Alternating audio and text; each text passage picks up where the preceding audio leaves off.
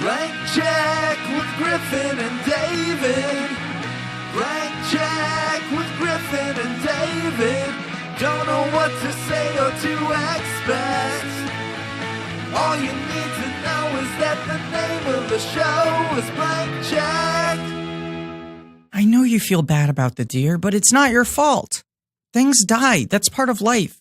It's bad to kill, but it's not bad to die. You die? Well, yes, someday. I die? I don't know. You're made of metal, but you have feelings and you think about things, and that means you have a podcast. And podcasts don't die. Never. They never die. Podcasts never die, baby. They just start new miniseries. Boom! It's landed on our planet like a meteor. What is this? Okay. Oh, is it a space the rock? smoke's clearing. Oh, what is this? No, it's a new miniseries! I appreciate the energy you brought to the studio today. Hello, everybody. My name's Griffin Newman. I'm David Sims. We are hashtag the two friends, a competitive advantage. No other podcast has it going for it. And today we're going to talk about a movie that has two friends in it. Yeah. And they'd almost be stepping in our territory, but thankfully they've kept their friendship to one medium, and that is the silver screen. That's what happened. Yes. It's a podcast called Blank Check. Oh, I see. So, like, if we did a movie, we would not have our friend competitive advantage, you're saying. I mean, there've been tons of fucking friends in movies. You're right. That's why we got to stick to the podcast. Hope and Crosby? Right. True. They were the original two friends. Which one am I? I'm Hope. You're Crosby. Yes, right. Yes. Yeah. What are some other faves? Like Abbott and Costello? Sure. Which one am I? Which one are you? I'm Costello, right? Yeah, I think so. Like Laurel and Hardy, I'm... The question is always which one is more annoyed and you're that one. Yeah, no, right. That's what I'm trying... Like, I do feel like there is a common dynamic. What's another... Come on, give me another hot team. Heinz and Crystal.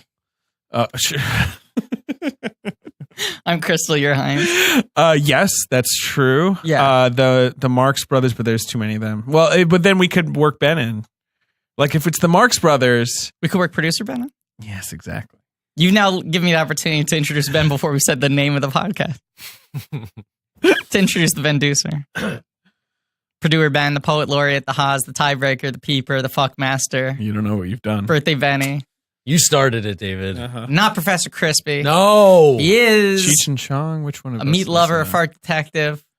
These are all true things. I'm Wish him a Cheech. hello fennel.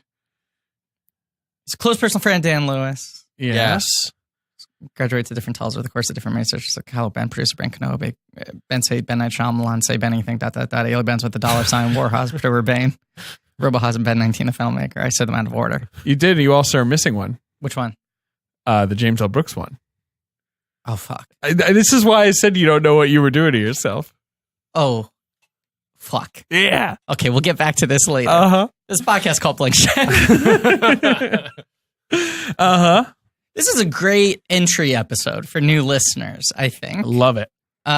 We talk about filmographies, directors who have massive success early on in their career and are given a series of blank checks to make whatever crazy passion projects they want. Right. Sometimes they clear, and sometimes they bounce. Baby. Right. And I think that you're Groucho, I'm Chico, and you're Harpo. Yes, I think that's right, right? Yes. Yes. Right. Oh, I just realized. I mean, I guess I'm Buzz and you're Woody, but I think Ben is Buzz, you're Woody, I'm Jesse. I'm Woody. You're for definitely sure. Woody. There's no question about that. I think you're Buzz. I don't think I'm Buzz. No, you're not quite. That's a hard one. No, because Ben's got that buzz like I just landed here. Sure. To go Ben's British. always riding Hot Wheels. To go British, I am Morecambe and you're Wise. Jesus fucking Christ. I'm, of course, Mork. You are Mindy. Ben is our child played by Jonathan Winters. All true. I'll take that. Jonathan Winters funny. Yeah, I'm Saunders. You're French. Sure, you're Ginger. I'm Rocky. Okay. From Chicken Run. I'm Sonny. You're Cher. What are some? I feel like there's a Hootie, really. You're the Blowfish. No, I'm Hootie. Take that back. Why are we starting this? It's a little late. This is a new miniseries. All right, okay. It's a break all right. tomorrow. Yeah, we just spent, I would say, 20 minutes discussing the title of this miniseries, and we haven't even gotten it out yet. A break tomorrow lands. Right. Because We're talking about the films of Brad Bird. That's right. Our first animator we've discussed. That's right. He's done live action too. Yeah. But we're going to discuss 4 animated movies. Ba-boom! We've never, well, I guess the Clone Wars, but apart from that. Tintin. Sure. But more so than ever, we're going to be talking tunes, baby. Oh, boy. And wait, but how do you direct animation? What do you mean by Like, what does he go in the room? He's like, you draw faster. Hey, more green there. wow, Ben, I think Disney's interested in bringing you into the Magic Kingdom. You really spoke with authority there, Ben. Hey, that guy, make his arm move a little bit faster or something. This You is know, great is stuff. this like, is Yeah. this, am I like, is this right? Is this what he does? We'll get into this. Sure, we'll get into this. It's definitely Hey, more trees there. It's a different kind of job. Yes. Obviously, there's crossover because many animators have crossed over into live Yes. action, much like Brad Bird, but often not successfully. But this film, Brad Bird took some different approaches to how animation had been directed. Which film? Oh, the film is called The Iron Giant. That's the movie we're discussing today. We've done everything out of order. Today we were what is the discussing The name Iron of the Giant. miniseries? The name of the miniseries, of course, I'm sure you all have guessed it, is Potatui Ghost Protocast. That is not what it's called. It's called Potatui, Ghost Protocast. No, you know what the title is. The Podcastables. And we can't do the bit again too many series in a row where you disagree because the Podcastables was your title. Yeah. My title was the Pod Credit Casts, Right. which is great. A And little sweaty, Mine is Pod Credit Podmaro Castlands. which I liked. which I would think everyone liked. I think everyone went liked over it. well in the room. Tested. More of a through the roof. 10%er. Well, this movie tested through the roof. It did. But still bounced. But we're calling it the Podcastables. That is the name of the main series. And this is one of those main series. We love it when we get to do this, where you get to sync up with a new film. You get to That's right. end Yes. This miniseries with a topical release. That's right. That was part of the idea. We've talked about doing Bird since practically the beginning of this podcast. And we're always like, should we wait for Incredibles? Should we wait for Incredibles 2? Right. It was far off. The movie got pushed up a year. It did. It was first going to happen in 2019. Yes. Yeah. Which rarely happens in animation. Very is rare. a show of confidence that they pushed up a year, which is also what happened with the original Incredibles. Mm-hmm. So excited to see that. We are, of course, recording this miniseries in advance, so it is currently 1935. That's right. Hello. We're on the wireless. But you will hear it straight through, and we'll be watching them in the weeks leading up to Incredibles. Even though we're making references to Den of Thieves. Yes. or whatever. And they've only just announced the voice cast for Incredibles 2 today. Yes, although I felt like that was all already known. I guess they just made it official. Odenkirk and Kino were known, the rest were not. Well, like Sophia Bush. And a big one, Jonathan Banks. replacing Bud Lucky. Who is he Animation legend. No. Maybe it's just more of a part. I don't know. We'll get to that. He was also Chuckles the Clown and TS2. Maybe you heard of it, TS2? Thankfully, we're not going to be talking Toy Story on this podcast. Ever. It's not going to come up. I almost just spit my orange juice out in your face. How dare you? Glad you didn't do How that. dare you? The most existential of the American film trilogies. I would literally, if we did that episode, I would hit record And just leave. For the night, and then come back, and you guys would still be in here just sweating, yelling at each other. He would be in here. I would be dead you- by my own hand. Also, we'd have to do 3 of them. 3. Oh God! It would just be like there'd be feces on the wall or whatever. Griffin started a new society. This sounds great. I don't know why you guys are ragging on me. Oh boy! Sounds lovely. Mm-hmm. Okay, so Brad Bird. Uh-huh. Bit of an interesting story because it takes him a while to make his first film. This film, The Iron Giant. The Iron Giant, was one of the guys that kept on coming close to making a feature for a very long period of time. I asked you right before we recorded if you had watched The Giant's Dream, which is a documentary on the Blu-ray for The Iron Giant. If I have, I don't remember it. I have the Blu-ray though, so I will go watch it. It is fascinating. Mm-hmm. I believe it is directed by Michael Giacchino's son. What's his name? Like Jason Giacchino or something. Sure. I also always get that name. It's not Giacchino, right? I always get it wrong. Well, I mean, that's how I would say it, but is that wrong? I don't know. I feel like I'm always corrected every time I bring him up. Giacchino. Yeah, probably. Okay, whatever. It is a fascinating documentary because it is so honest with the frustration that many people had working with Brad Bird. He seems to be a very demanding man with very particular Set of ideas. Skills that Sure. make him a nightmare for people like you. But, like, rigid, right? He has rigid ideas of what he wants out of his movie. But unfortunately, he's making an animated movie which requires more than one person to make it. Right. And sometimes those two things can come into conflict. And sometimes they bounce baby. And but he's not one of these guys who then feels the need to like control his legacy and try to make it seem. He's pretty upfront about how intense he is. His line, I don't think he has this problem as much in live action filmmaking. I think it's more in the animation world.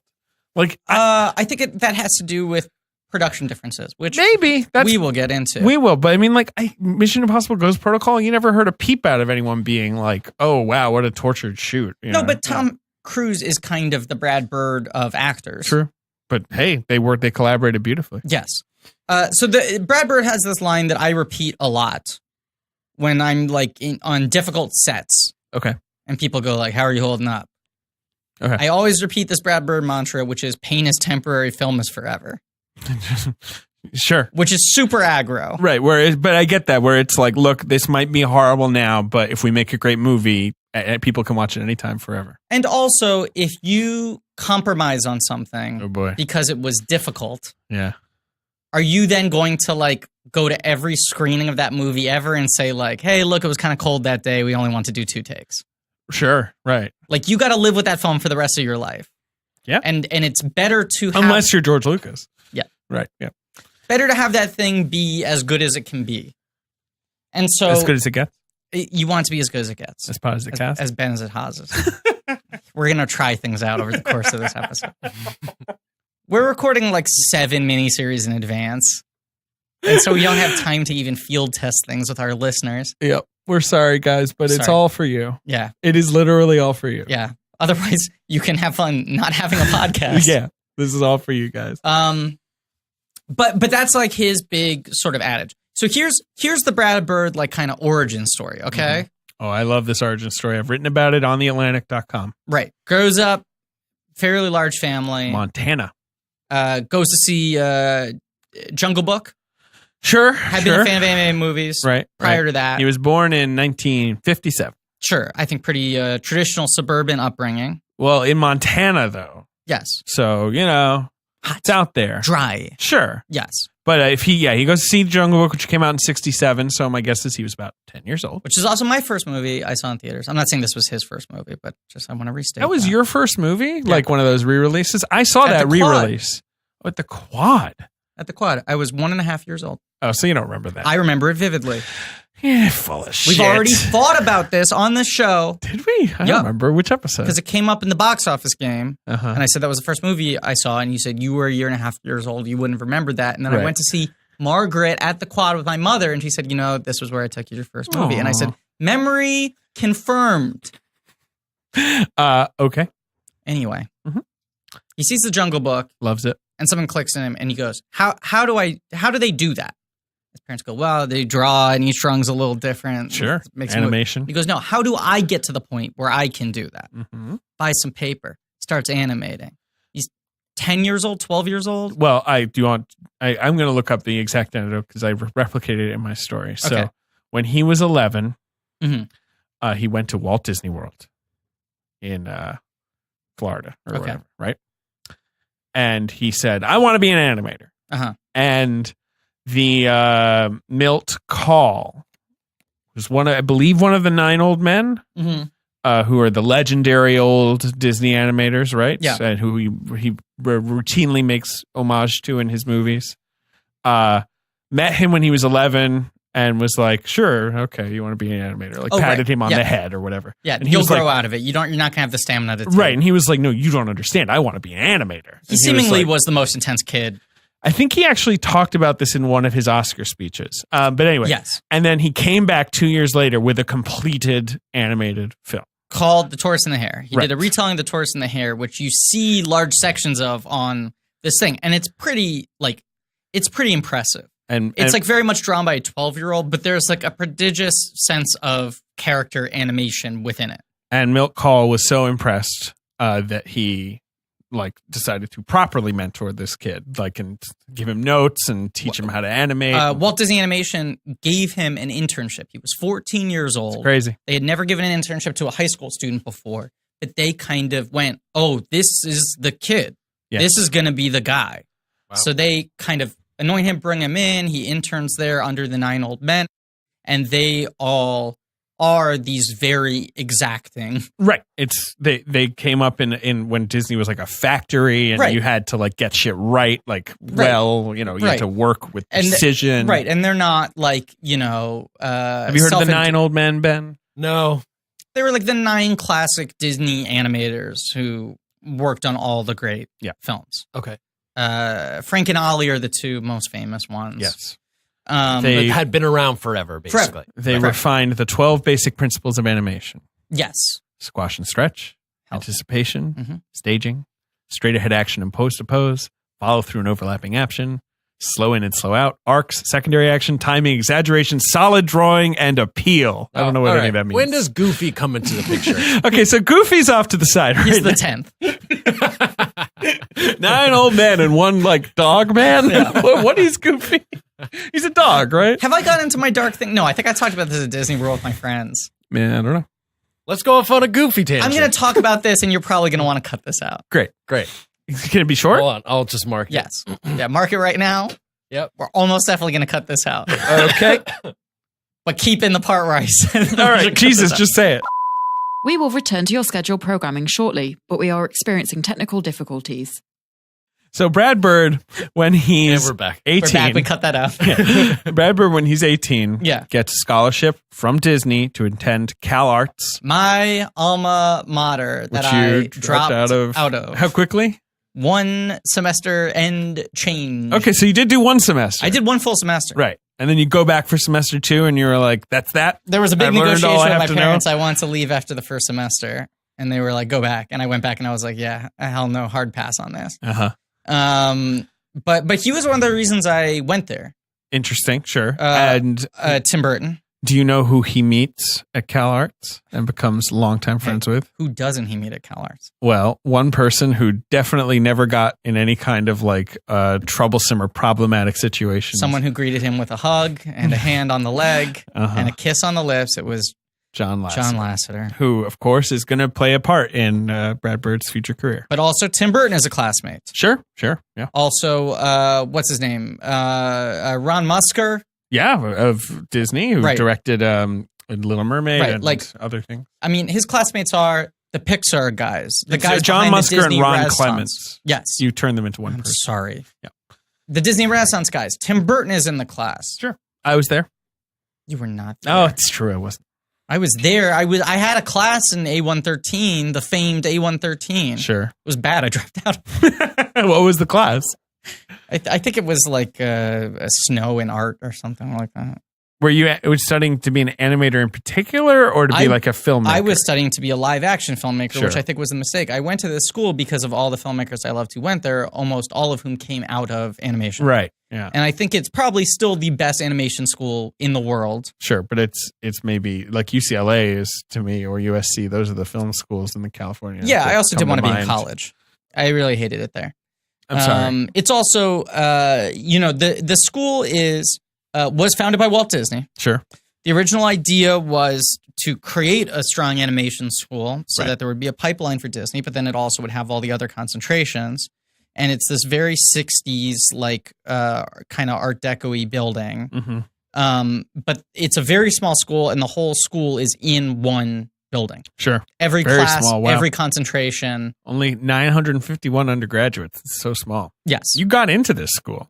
I did. It's impressive. It's a prestigious school to get into. And you dropped right the fuck out. Yeah. Yeah. I'll say this, though. My class, so my year, Okay. Who's in that? Cal Arts live action filmmaking. Oh, everyone. Danny Boyle. Uh-huh. Barry Jenkins. Sure. Walt Becker. Barry Jenkins definitely went to NYU, right? No, I'm telling you who the class was. Believe me. Danny Boyle. Walt Becker. Barry Jenkins. Griffey Nooms. Raja Gosnell, director of Beverly Hills Chihuahua. No, he didn't go to NYU. I take it back. Fucking come on. Yeah, no, I'm it doing was funny. comedy bits. Yeah, Roger Gosnell. It was hilarious. Okay, listen. The point is, school is very tiny. It's all in one building, so it's very claustrophobic. Mhm. And he wanted all the different concentrations to be like melding together. Yeah. But it ends up feeling like you're living in a hermetically sealed bubble. I can see that. Sure. And the town... Where is it? Valencia, California, Uh-huh. which is essentially a series of closed-off housing communities and shopping malls, like strip malls. Yeah. Not a Griffey place. Not a Griffey place. The Valencia's town center is what they call the main mall, which has like a street and a neighborhood constructed around it like the entrance of Disney World, where it's like, oh, Uncle Jeffy's chocolate shop. Right. But it's like, wait, that's sponsored by Nestle. There's no Uncle Jeffy. And Wow. they're literally... So you were waking people up to the bullshit? Yeah. You're like, guys, there's no such thing as Uncle Jeffy. What? I've always known about Uncle Jeffy. He's not even an uncle. I was surrounded by sheeple. They literally had speakers in the grates underneath the sidewalk that would play music. And Don't you want some Uncle Jeffy's chocolate right now? There were bronze statues of families playing together on the street. Sounds great. Walt Disney's a wacko. Yeah, he didn't build the town center. No, he did. He built it with his own two bare hands. Anyway, let's get back to the history of Brad Bird before we start the discussion of his film, The Iron Giant. Let's talk more about why I dropped out of college. all right, Let's sure. talk about just when colleges start in general. Just when any college start, like name a college. Harvard. Okay. Ben really had to reach for that. Ben, the thing you have to know is that at Harvard, they have the statue of the 3 lies. Do you know about this? Ben? No. Harvard was founded in 1636. That's a long time to be a Longest college. time. They have a statue. When you go on the tour, which I did, and I don't want to brag, I did not apply to Harvard because I knew I would not get in. Sure. But my parents thought I was smart. They were wrong. But I went on the tour, and there was the statue. I'm The 3 lies. All right, can you please tell this quickly? Jeez. They got this statue, and they're like, this is John Harvard. Here's the Harvard statue. The statue has 3 lies. Do you know why? And it's like, I forgot they about list this. the wrong year. Right. 2, John Harvard wasn't the founder. 3, that's not John Harvard. Yes. This is mentioned in an episode of Gilmore Girls. That's how I know that. And here's the point. Yeah. This is supposed to be the fucking smartest school in the country. They're feeding me bullshit. Wake up, you fucking sheeple. College is a joke. One thing you should know, remember, Harvard, great school for everything except statue making. Terrible statue making school. One of the most dishonest statue making programs. Terrible statue in the making country. program. So this is our worst episode ever, and Welcome to our worst ever episode. we've done it. No, it's good. It's okay. I think this is great. I think we're gonna pull it around. Ding dong. What? Oh, ding dong. Our bell sounds different. Weird. Oh, All right, okay. hold on. Can you get the door, Ben? Yeah. Hey. Who's this? You're soaking up the carpet here in the studio. I'm wet. Yeah. All my sheets are wet. Ben, relax. Yes, it's exciting. It's a wet man. There's a very wet man who's entered the studio. Hey. I need help. All right. All my linens that I sell at the brook. Okay. The brook, like a bubbling brook. I like thought it would a be body of water. I thought it was a good place to sell. All right. Okay. I mean, They got wet. did you drop them in the brook? I dropped my linens Your linens. and wares in the brook. So you had some linens. You were They were dry stacked linens. up. They looked nice. You were by the brook. Business was good. It was good. There's a lot of people like coming down the brook. Yeah. Okay. All right. Fair enough. Yeah. But then linens went in the brook. All right. Well, buddy, let me talk to you about, coincidentally, there's a little like a homophone going on here, but like we've got a sponsor on the show, brooklinen.com. Oh my God. brooklinen.com. Get out of here. Well, you are going to need to get out of here I because you should are quite wet. I should introduce myself too. What's your name? My name is Brooke. Do Do you see the synergy there? Is that why you thought like go to a brook? It's right? Brooks Brook. Are you one of the Brooks brothers, or are you just a different guy? No. Okay. All right. Cool. Well, let me ask you a question because I don't know. I spent about a third of my life in sheets, sleeping. I don't know about you, Brooke. I live in a tent. No sheets at all? No. Okay. Well, I have found that Brooklinen really makes a difference in how I sleep because I upgraded to the best, most comfortable sheets with no big markup. Okay. All right, Brooke, you seem like somewhat interested. Let me bring it back to you. This is founded by a husband and wife team, Vicky and Rich Fulop. So like you, It's a little startup, little like, homegrown. Like you've got your Brooklinens. They have Brooklinen. Oh, I guess I have heard of this. Yeah, I mean they just have this philosophy that they want to give you the most beautiful, comfortable home essentials with no crazy prices. They found out like bedding is usually marked up like 300%. They don't do that. Brooklinen's the fastest growing bedding brand in the world. They've got 15,000 5-star reviews. They won the best online bedding category at Good Housekeeping. So, I mean, they're doing great. I don't mean to like put you to shame over here, Brooke. I mean, I'm just pointing out like some strategies you could follow, I guess. So you maybe would like luxury bedding that's underpriced? Yeah. Like, you'd like to try that today? Yeah, I want some dry sheets. And just totally, this is an unrelated question, but it's about your Brooks. I mean, your linens, not your Brooks. Thanks. Do you mix and match the patterns and stuff? I'd like to. Yeah. Well, they do that at Brooklinen. What? Yes. So our listeners, there's an exclusive offer. You can get $20 off and free shipping if you use promo code CHECK at brooklinen.com. Don't mind me. I'm just vaping. Oh, yeah. I see. I was wondering, and like the damp smell mixed with the vape smell, it's an interesting bouquet you brought to the studio. Thank you so much. All right. So Brooklinen is so confident that they offer a risk-free 60-night satisfaction guarantee and a lifetime warranty on all their sheets and comforters. And the only way to get $20 off and free shipping is to use promo code CHECK, brooklinen.com. Do you have a pen? I mean, I have a pen. Here you go, man. Oh, you're all wet. It's cool. Thanks. All right. I'm writing it down. All right. So it's BROOKLINEN.com, promo code CHECK. That's what you want to do. You want to go to Brooklyn and get the best sheets. I go to the website and I make sure I put it in right. You mean, yes, I look at it and you put in brooklinen.com and that's it. No, then you add the promo code CHECK and you'll get $20 off and free shipping. All right. That's Will they best sheets ship ever. To my Brook? Do you have like a PO box or something? No. So you just kind of catch the mailman on the way over, like you sort of give him a wave. That. All right, we're gonna give you some extra coaching off mic, but you are so wet, sir. You must leave. All right, fine. All right. Wow, that guy was so cool. You think so? Was it just the wetness? I like vaping too. So Brad Bird goes to CalArts, graduates within 2 years. Yes. Gets hired onto Disney. And everyone's like, this is the kid. Everyone's saying it. Jimmy Carter? Right. I couldn't think of anyone else from 1980. Brad Bird's the kid. Is that Carter? Carter's a hard one to do an impression of. No, you basically had it there. A crisis of confidence. He has that only Brad Bird can rectify. Everyone's like, you're putting a lot on this 20-year-old draw. Anyway, he works on The Fox and the Hound. Which is a weird Rosetta Stone movie where like all the people who go on to revolutionize animation all worked on that movie and were miserable. Yeah, well, it's also when Disney Animation's just in the dumps. They haven't even made a movie for 4 years. 9 old men have been pushed out the door. We're all being forced to retirement. And Brad Bird shows up and he's like, this isn't the Disney I spent my entire life wanting to work for. It's a real low point for and Disney. Disney's sort of on the brink of shutting down totally. And animation is like very low on their list of priorities. Yeah.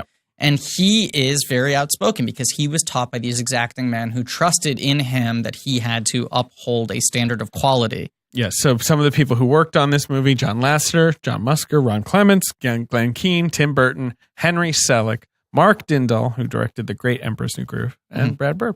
Right. So it's like literally it's a murderer's row of guys who are all miserable working on this movie. And Chris Buck, who made Surf's Up. So suck on that. So yeah, he quits.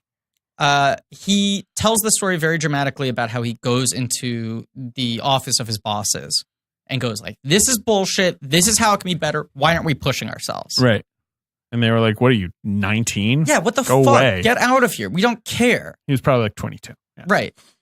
Then he works and they fire him. For standing up to them, for being so difficult, for being a cog in the wheel. So now he's kind of disgraced. He says they literally mimed ripping the stripes off his shoulder. Like it was like you were the kid and now get the fuck out the door. And he tells the story about how he's walking out and he turns to them and he goes, well, this has been, and he pauses because he can't think of the right word to say. And they look at him and they go, a disappointment. Wow. So it's like, kick to the door. You were supposed to be the guy and now you're too difficult to make it in this industry. and he's trying to find a place to land. Sure. And around this same time, his sister is murdered.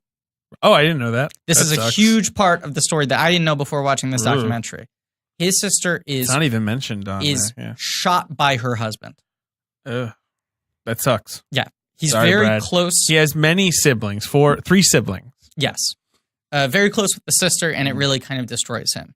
Maybe this is before or after. The one thing that kind of comes of this is Spielberg kind of takes note of him. Spielberg, he worked on Amazing Stories, which was Spielberg's 80s show. He directs an episode called Family Dog. That show was kind of a disappointment, but that episode was one of the highlights. It's a good show. I used to watch it when I was a kid. At the time, though, it was very hyped. Yeah, because it was Spielberg. Yeah, Right. it was a disappointment. And Family Dog is one of the few fully animated episodes, if not the only one, and it was a big hit. Mm-hmm. And they actually released it in theaters before Land Before Time, because Land Before Time was so short. It is very short. Very good, though. Yes. Sharp tooth, though.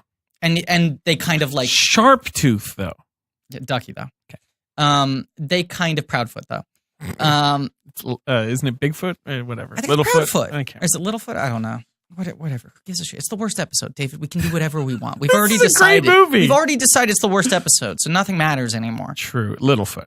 Okay, great. Congratulations. 5 dinosaur points. So Family Dog was like a bit of an upswing. Yeah. And then he writes Batteries Not Included, which is an Amblin movie. Was supposed to be an episode of Amazing Stories, got expanded to feature length. But he's not really finding a place. He starts getting thrown into these rooms, but every time he gets close to something, they go, he's too difficult. He's too difficult. Maybe, yeah. I mean, he's in the TV world. Yes. He works for Klasky Cuspo. Well, so before that, he tries to make a feature film off of The Spirit, the Will Eisner comic. I'd love to see him make that. But he wanted to make it like a PG-13 action movie. Right. And every studio he goes to goes, look, we Good can't deny script, you're cool, smart, but you're we can't a good give you artist. this money.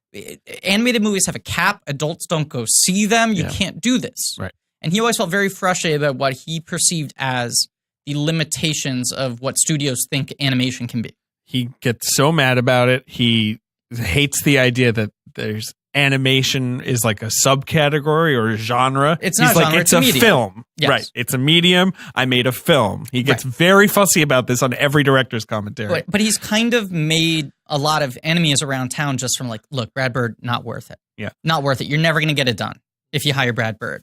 So he gets this job at Class B Supo where he's kind of like taking his lumps. And he's like, I mean, he's an animator on the Rugrats pilot, you know? Then he's sort of like a director and a, what's the word I'm looking for? Advisor. But Simpsons is the big one that he says in the depression after his sister's death, which I guess comes after Family Dog. That was the one thing that kind of kept him afloat was for 8 years. He was a executive consultant on The Simpsons. Directs Krusty Got Busted, which I think is the first great episode of the show, the one that really holds up in season 1.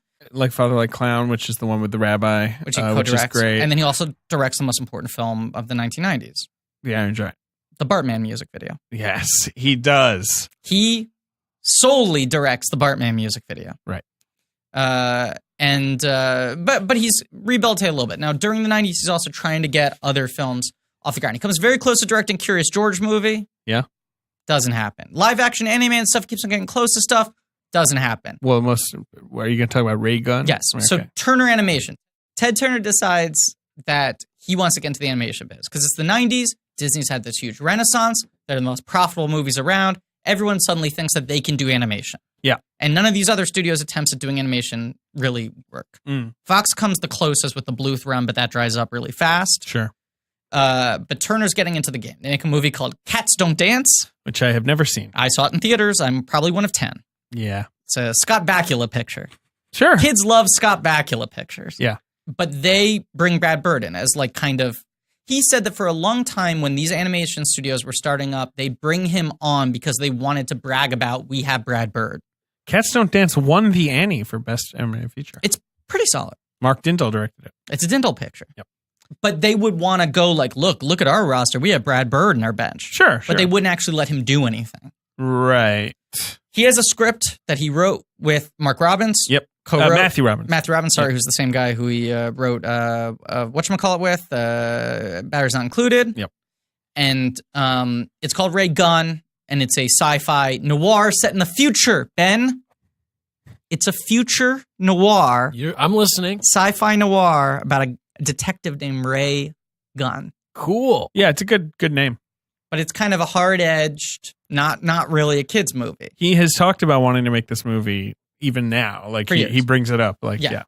And it keeps on getting close, but they're not pulling the trigger. And then Warner's buys Turner. Right. And suddenly Ray Gunn is gone.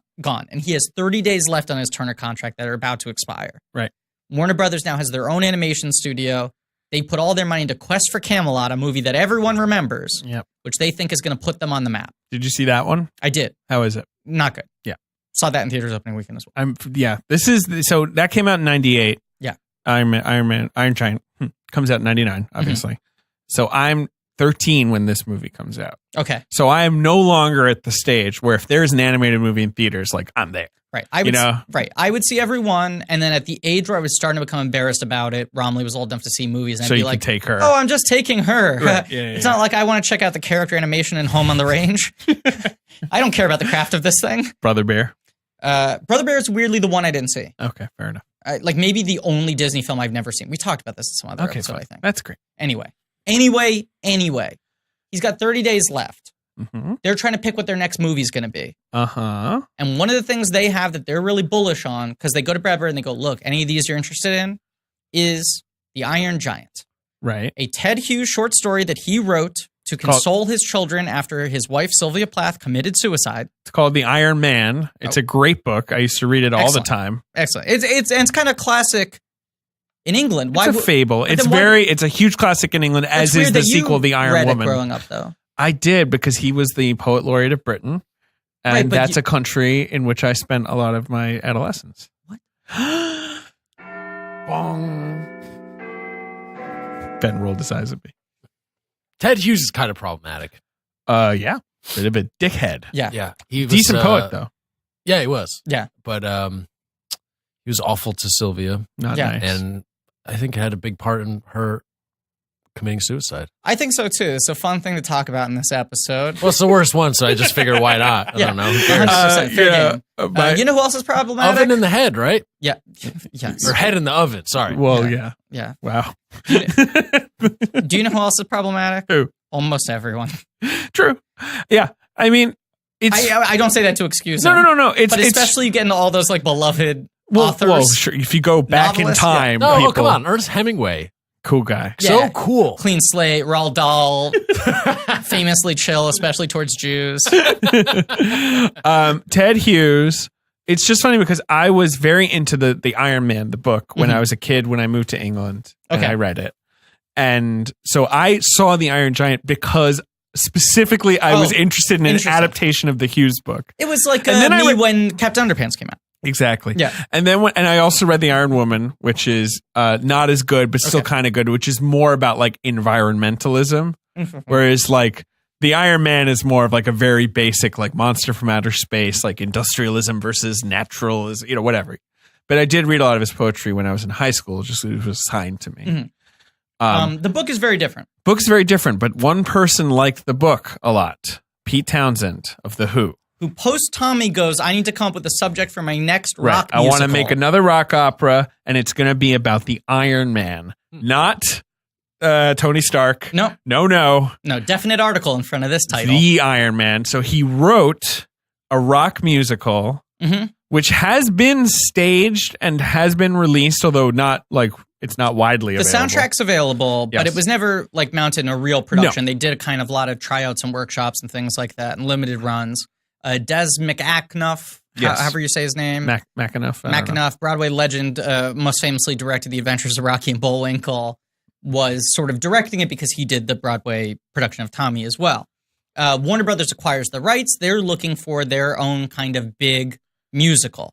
And so they work on this with him. Right. Yes. Disney's got all the fairy tales, so they want to find other children's stories that they can turn to musicals. So they adapt this. They've been trying to work on it as a CGI feature. Sure. Brad Bird comes in and goes, look, I'm not crazy about this music. Right. I don't like the music. I don't want it to be 3D. I don't like the design you got going on. I'm not particularly interested in the story. I want to set it in the 50s instead. Well, there's something here. And he goes, he still can you likes, give me the weekend? And he has his pitch.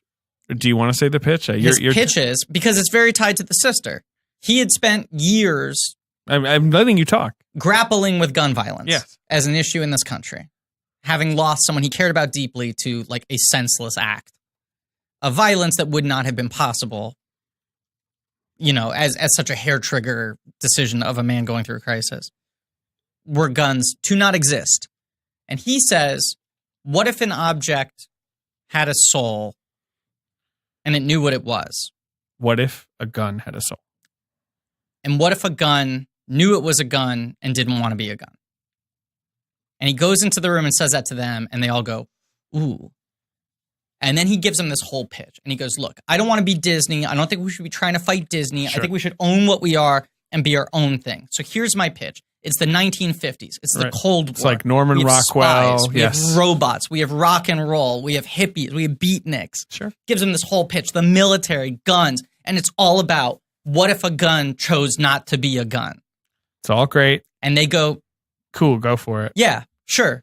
Here you go. Here's a green light. You have 1/3 of the time and half the budget. Big budget, though.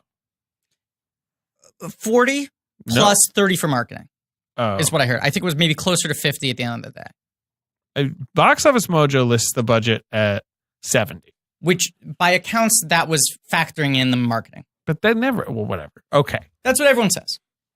1/3 of the budget. Pete Half the Townsend, time. how do you feel about Pete Townsend? Love the Who.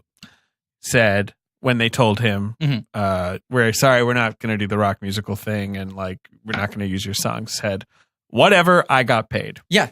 Nice. That was his reaction. And then he later saw the movie and said, it's really good.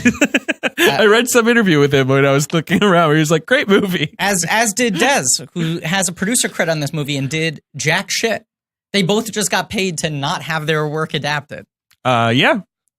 And Ted Hughes died, but he read the script and liked it a lot. Mhm. And his daughter, Frida Hughes, Sylvia Plath's daughter, loved the movie Mhm. and has spoken very fondly of it. And Tim McCanley's was hired to write the script. Yes. Which Weirdly they enough. had very limited time. He wrote it in 3 weeks off of Brad Bird's outline. Brad Bird was reticent to let on another writer. He was, but Brad Bird's outline ends with the world being engulfed in nuclear war. Yes. So McCanley sort of smoothed some of that I can out. see that ending. Sure. And like, I think in the end of Brad Bird's treatment, like the Iron Giant is dead. Like that is 100%. that, you know. Which and is Tim apparently McCanley's thing. just like, you can't do that. That's And crazy. when he read the script and he saw how That's such a huge bummer. right. And that's also the best moment of the film is the ending. I think the ending is important. Yeah. I Yeah. don't think a bleaker ending serves the movie. Yeah. No, and it's set up really well, and we'll get to the ending in a moment. But so now let's talk about the movie, then we'll talk about the reception to the movie. Great. After that. Okay, great. Okay. So the movie's called The Iron Giant.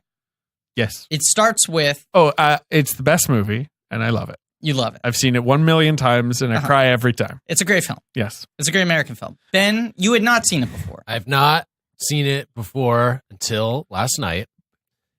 And it's good. The verdict is in, folks.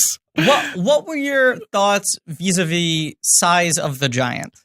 Perfect. Now, he's not small.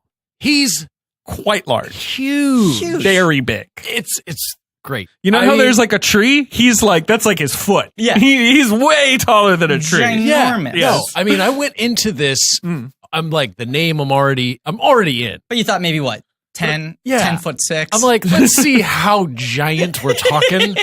And it beat out all the expectations. I see Ben like tapping his fingers, you know, on the okay, desk. let's see how Like, big this hey, guy hey, come really on. is. Whoa! Yeah, like the giant. Those like kind of like wide shots of him walking. You know, like love. That's what we need Yes. more of. This movie has a great sense of scale. Yes, Really does. Yes. And important to note, a thing he did on this, and this was kind of revolutionary, was Giant is totally CGI. Interesting, sure. 100% CGI. Whereas everything else, and you can tell the difference, yes. because the animation's lovely, but it's very traditional. Right. And hand-drawn animation, it is difficult to convey solid mechanical objects in that same kind of way. See, this is what we A have Griffin rigidity, for. you know? Yeah. That makes sense. It's so they use kind of cell-shaded animation, CGI, painted over it to make it look like 2D. Yep. But they also, animation, I don't know if you know about the concept of ones versus twos, threes, fours. No. but it's about the fluidity of your animation. The fullest animation is shot on ones, which means for 24 frames per second, you have one image per frame. Yes. 24 images a second, essentially. Right. But a lot of animation gets away with doing 2s or 3s. So that's like 12 frames per second or whatever. David, are you following this? Math, man, I don't know. I lost about 24 or whatever. Fuck, he's talking. All right, about. anyway. If you're shooting let's go back to him. Yeah. Oh, yeah. What's up?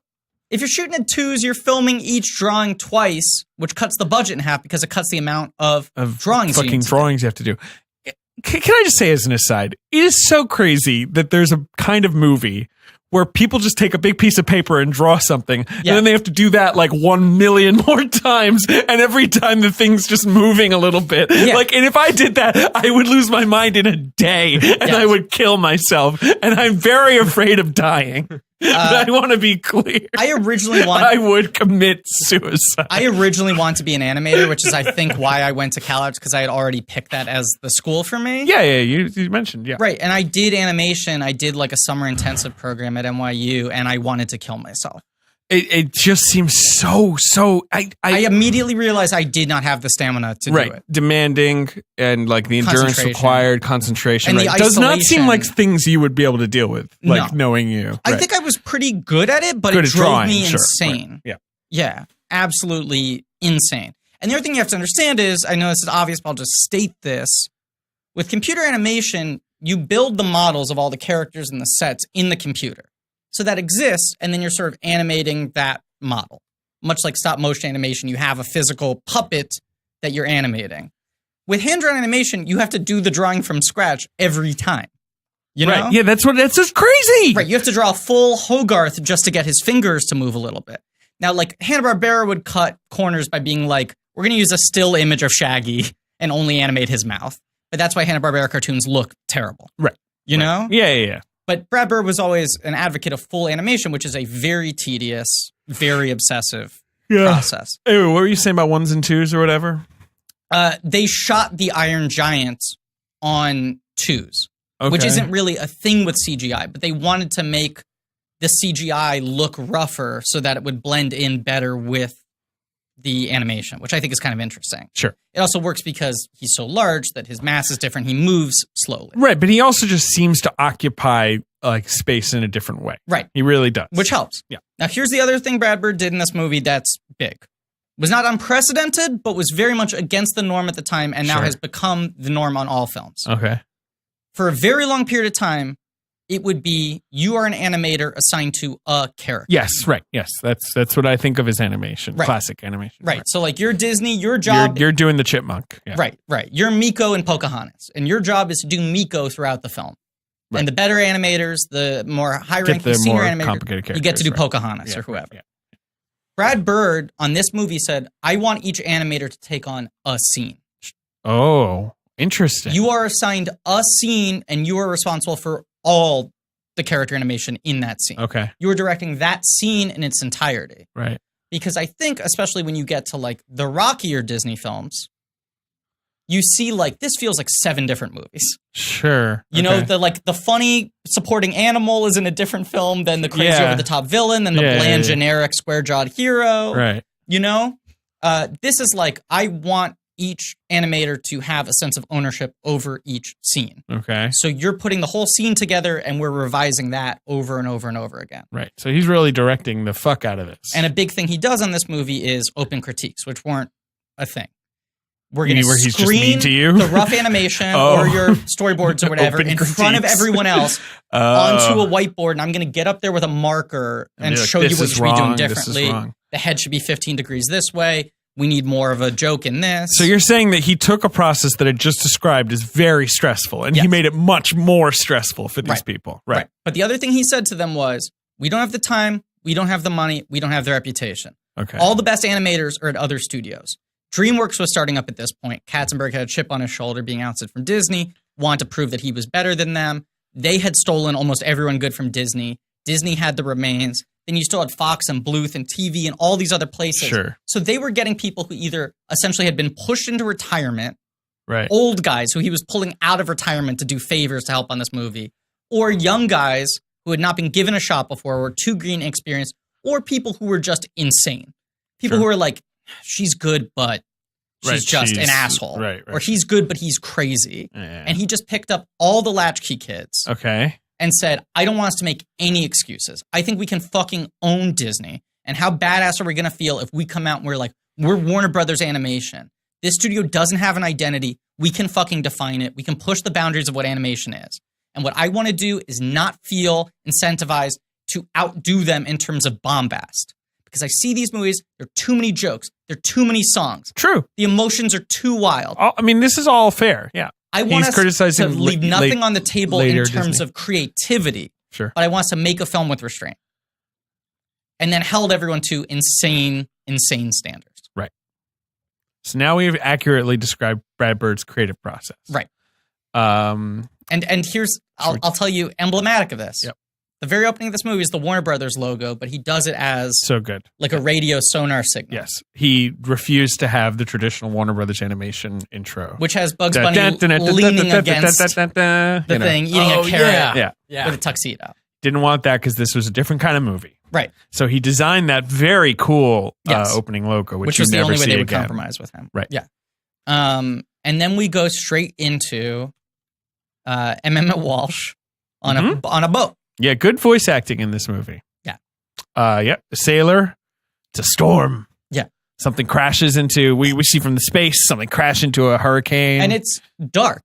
Like, it's dark and ominous. Sure. And it is completely devoid of jokes True. in a way that would feel weird in a Disney movie. I guess you're right. Disney movies often have an atmospheric opening. Sure. Like your Beauty and the Beast or even, whatever. Fair enough. Yeah. Fair enough. Man on the sea, weird waves, sonar pinging. What is that in the distance? He thinks it's a lighthouse. No. Well, we've seen, again, from space, we've seen this thing crash. Oh, right. Yeah. Yes, right. That's the very beginning. Yeah. So he smashes into the Iron Giant. Yeah. We'll see more of him later, but here's the idea. Like, like a person, one iron, yes, instead of, blood and stuff. Mm-hmm. Two, real tall. Now I have a very important question for you. Yep. And he's also wet at this point. We should mention that, Ben. He's very True. big and he's very wet. That's Yes. true. Yep. Yes. This movie's set in Maine. Mm-hmm. Coastal Maine. I have a very important question for you. Hmm? I can't remember. I watched this movie last night, but for some reason it's escaping my memory. David, is the Iron Giant wearing a shirt in this sequence? No shirt. Oh, interesting. So the Iron Giant took his shirt off because the Iron Giant only takes his shirt off for Vin Diesel movies. And baby, this is a fucking Vin Diesel movie. It's a true. Vin Diesel vehicle. He's the title character. We did it. We did it. Thank you for turning away. I got a fucking Vin Diesel movie. This We is the covered him mov- in little supporting parts, but baby, this is a vehicle. This Vin is- Diesel, above the title, #1 movie star, greatest of all time, shirtless. This is his third credit on a feature film. Same Private Ryan. Strays, his like weird little Same Private Ryan, The Iron Giant. Yeah. He was like a friend who was recommended. Because Brad Bird was like, they wanted, Brad Pitt. They wanted Schwarzenegger to play Manly. Like, they were asking for all these big names. He said the only one he took was Jennifer Aniston as the mom. He thought she was good, and the rest of them, he hired the character actors that he wanted. And I believe an animator on the film was like, I got this buddy who like just got cast in Spielberg's movie. He's like starting to get big. Got a great voice. He's got a great fucking voice. Right. And it was literally just like that. Like they didn't think they were betting on someone who was going to turn out to be. He's got a great voice. I mean, you hear the Groot in it, Yeah. it's not as synthesized as I even remembered. No. Like it's, he's doing his thing. Yes. Groot. And they have clips of him in 1997, 98. Superman. Right. Doing the voice while wearing sunglasses. Even back then, he wore sunglasses in the recording studio. My man, Vin, can't be stopped. Yeah. He casts Eli Marenthal, who we all know as Stifler's brother in American Pie. 100%. A little Stifler. He casts Christopher McDonald, who's like he's the guy from Happy Gilmore, right? Right. Shooter McGavin, but he's like a guy. Yeah. You know that guy. He's the villain. He's a great asshole. You want to know the weirdest? He's so good. I think Christopher So McDonald's good. incredible. And they wanted vocal performance. Schwarzenegger. Warner Brothers was trying to convince him to cast Schwarzenegger. Why would you have? He's supposed to be like a square-jawed American, like G-man. Brad, listen to us, okay? We just got the dailies back from Batman and Robin, and I think this guy's range is going to blow you away. We're seeing new sides of Arnold. Also, wouldn't you have to like pay him like money? Yeah. Harry Connick Jr., who I think is amazing. Right. I think that's where they wanted Brad Pitt, or there was another big person they wanted to. As Dean, But he's the beatnik. Phenomenalness. So good. Yeah. And just, Aniston, who I think is really good. Really fucking solid. Although there are a couple times where you're like, it's Rachel. Like, like sometimes she just sort of says a word and you're like, oh my God. Like, Ross. But this What was else does she like do? very much a John Mahoney. John Mahoney, the great John Mahoney. James the general. Gammon. Cloris Leachman is in this for a second. Yeah. She's the teacher. Did you mention Vin Diesel? Vinny D. Vinny Diesel. Zoll. Yeah. Ollie and Frank, the old nine of the old men, play the train engineers. Sure. This is very much the time, though, when even when you had someone as big as Jennifer Aniston was at this present moment. You don't put in a it movie over like the this. title. Yeah. And it also, you don't play to their star persona. She's just showing up doing her job. She's playing the character. Right. You know? Yeah. You get to like something like fucking Rubbits, the Blue Sky movie, and everyone's like, you know what I'm saying? I Everyone's totally like, know what you're saying. It's like, hey, remember when he was talking about the 1 and 2 thing? I actually had no idea what I that almost was. became an animator. Like my mind was blank. I also when he was have talking. arthritis in Yeah. my hands, so I'm not really made for that field because my hands hurt very easily. You have arthritis in your hand? Yeah, has this never come up? No. I have arthritis in my hands. How? Do you have like I don't an know. autoimmune condition? No, my body's just what's the term? Shit. Bad. Yeah. Interesting. I got it when I was 15 years old. Wow. How I'm gonna bad? be so much fun when I'm 35. You're not 35 right now? No, I turn 35 next week. Okay. I'm 28 right now. Next week I'm turning 35. Oh, no, wait. We're recording this in 2011, so you're like 19 or whatever. Yeah, okay. This is the worst episode we've ever recorded, right? It's awful. There's literally no way for this episode to get any worse or any more frustrating to you. Ding dong. Oh, I didn't like how you were setting that up. Get the door, I Griffin. wasn't setting anything up. I can't control when people show up. Oh, you're right. Yep. Okay. Oh my God, David. What? Oh my God. What? It's our friend from Wide Awake. Look at him. Are you talking about that movie? The tie boy. The first The M. Night Shyamalan movie. Oh no, he looks like he's falling over. Oh God, we can't let him just fall on the floor. You're right. He's We losing should stability. get him something to land on, like a Casper mattress, probably. Yeah, do we have one? I mean, all I see in the studio is a mini fridge and then a box roughly the same size right next to it. Listen to me, my friend. Casper's a sleep brand that makes expertly designed products to help you get your best rest, one night at a time. And that'll go for this weird kid. Look at him, he's mid-toothbrush. Well, I mean, it's the kind of product that's designed to mimic, the human body. It provides supportive comfort for all kinds of people. Like even funny tie-tie I mean, voice. I was going to say that usually when we're talking about Casper, I mentioned that you spend a third of your life sleeping, but He spends about 3/3. 3/3. It's funny because the title's Wide Awake. Okay. And he's asleep. Well, the original Casper mattress, which we got right here, combines multiple supportive memory foams for Yeah. quality sleep surface with just the right amounts of sink and bounce, baby. Yeah. And it has 20,000 reviews and an average of 4.8 stars across Casper, Amazon, and Google. Casper's becoming the internet's favorite mattress. Wait a second. He's waking up to say something? Amazon's a good company that's never done anything Oh, wrong. all right, get out of here. Get out of here. Here's the cool thing about Casper. It offers the Wave and the and the Essential. Essential. The Right. Wave features a patent-pending premium support system to mirror the natural shape of your body, whereas the Essential has a streamlined design at a price that won't keep you up at night. Yeah, well, I don't think anything is going to keep this kid up at night. He's so fast asleep. And look, if this fast asleep kid ever does wake up not completely satisfied, there's a hassle-free return system. Well, that's great, but look at him right now. Look how funny he is. There's free shipping lying and on top returns of in the his U.S. Casper and Canada. mattress. Yeah, look, he'll never send it back. He's never going to wake up again. He probably has a medical problem, right? And yeah, he probably does have a medical problem. I have a Casper. I don't have a medical problem, but I do get a good night's sleep on it. Oh, great. So you can like lie on your Casper and watch Masterpieces like Wide Awake. seminal sophomore film That Wide we're Awake. referencing a lot. Yeah. Well, all right. You can be sure of your purchase with Casper's 100-night risk-free sleep bonnet trial.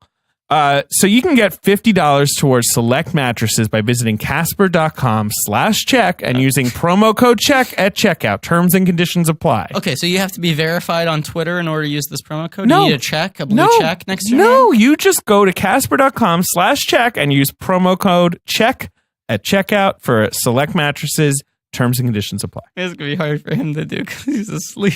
Let's get him out of here so you stop laughing. Bye!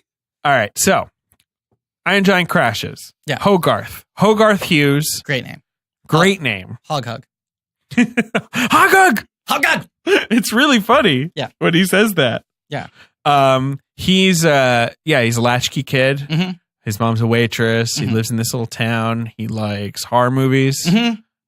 What else does he like? Mad He likes Magazine. comic books. He likes Mad Magazine. He likes his Kobos.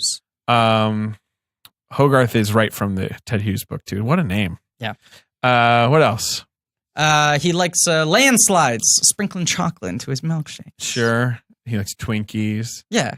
He seems like a cool kid. He's a great kid. He's playing in the woods by himself. He has fun. This He's kid got has like a fun. vivid imagination. And he also likes to take in stray animals and stuff. Oh yeah, that's Oh, right. yes. Because his first thing is where he has He the wants a chipmunk or the squirrel or He wants whatever a it pet is, very badly. and he lets it loose in his mom's diner, and it goes up Dean's pants, and that's how we meet Dean. Which is He's really funny in that scene. the economy of this movie of just like It's a short movie, 90 minutes. with credits. Yeah, You know? 87 minutes with credits Right. actually. Yeah. Yes, yeah, I think the film ends up coming in at like 80. sure. Yeah, Yeah. 82. Yeah. Right. That was another thing at the time was because animation was so expensive and because it rarely played to adults, everyone was like, animated movies, 80 minutes tops. Yeah, sure. We need to pack in 90 the kids with credits. Right. You don't get longer than that. There's Yeah, an yeah, efficiency to these movies. But this is just like, he could have had the squirrel scene happen to anybody. It could have just been squirrel running wild, but it's like, why Right. not use this to introduce the other main players? Agreed. This Get is all also the pieces on the board ASAP. This is also the one sequence that feels like a little more Disney, right? Because it's Sure. this sort of wild, like slightly exaggerated sequence. Like he has to like undo his pants to let the squirrel out, which I think is funny. Because he says, "I apologize." to Yeah, But that's even like a little bit of a you're saying a little risque. yeah, Sure. yeah. And I think I also like that there's like the fifth plot in this movie, which is never remarked upon and barely just sort of where we just sort of find out about the end is that like Aniston and McConaughey are like oh yeah, they want to fuck and then they start fucking and then they get married. yeah. Oh God, he's dead. Oh no, that was Pacino. Somebody say my name. I've been bleeding out in this corner for months. Oh no, you go back to bed. Somebody get me a mattress. Go back to Attica. Attica. Oh my God. Hey guys, I miss anything? Yeah, you're all right. All right. But anyway, yeah. That's that opening sequence sort of laying everything out. Hogarth, mischievous. Mom, frustrated. Yeah. Dean, caught in the middle. I don't know. And let's say the setup of this movie and the movie as a whole, very Spielbergy. Yeah. He was a guy very who was Amblin. in the Spielberg circuit for a long time. No, it's very Amblin, that idea of like you play in the woods and like you sort of, Right. have this rich inner sort of, life. And I think Brad Bird kind of is a cynical Steven Spielberg. Sure.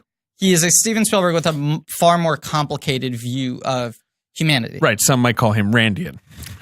We'll get into that. Well, I'm going to fight that. We'll get into it. I have a far more We're gonna complicated get into read I on do it. too, but Yes. we'll get into that in the next episode because that doesn't touch this one. Right But I now. watched the Spielberg documentary. I had not seen it. I've seen that twice. I watched it twice. Great. Congratulations. Thanks. I guess you're twice Finally, as good I'm as getting me. credit for watching that documentary twice. Yeah, there you go. How many times have you seen it, Ben? I wasn't listening. See, that's a brave stance. You want to see a real hero who's not looking for laudits? And they say that a hero Can save us. Not gonna stand here and wait. Wow, Chad Kroger. What a great get for this And episode. Josie Wells. They're both, we're just featuring him. I think it's Kathy Kennedy has a line where she talks about how like they're talking about the period where everyone was slamming on Spielberg for being too optimistic and too sentimental. And she went like, look, it's not a Craven thing. That's who he is. Right. I think Steven genuinely sees the best in people And I think he can he believes that he can will the world into being the place he wants it to be. Uh-huh. And Brad Bird has a far more complicated relationship, but on a semiotic level, Brad Bird sees the world as a prison. yes. That is constraining him, a great artist. That is my take on him more than like he's a Randian. I agree. But I cannot deny that after making 2 movies in a row where people are like, you kind of have this like objectivist sort of strain to you. Right. He was like, no.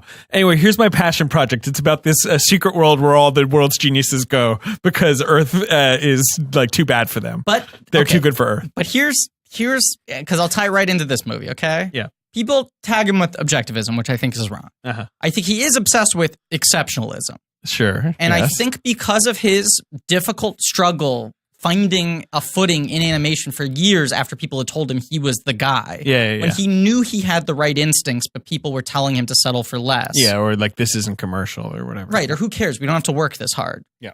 I think he's very obsessed with the idea of responsibility and the people who are capable of doing powerful things, having a responsibility to do the right thing with that power, which is what this movie's really about. Cool. That's a fine read. I wrote a whole really long article about his Randianism. Again, I want to plug it on the Atlantic. Fucking what? A trophy? I mean a about medal? in which I was saying I was arguing against the idea that he's Randian in political belief or whatever. Yeah. Cool.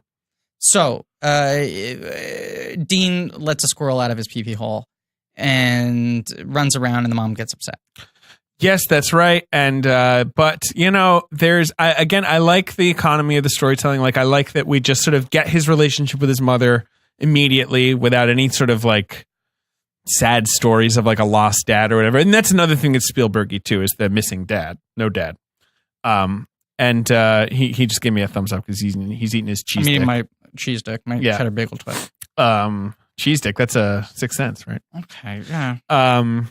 And so because when he meets the giant, he's at home alone, watching scary movies, eating Twinkies because his mom's working like a double shift or whatever. He has whipped cream mirror and he sprays it into the Twinkie. It's really, it's pretty cool. Yeah. How do you feel about that, Ben? Are you a Twinkie guy? Gross. Yeah, it's a little gross. I don't like Twinkies. I kind of like Twinkies. I don't like whipped cream, so like it's like too much. Like you know, yeah. But it's like a childish. You know, when you were a kid, where you're like, "What if I like do this? Is that like food?" Do whippets? You're saying?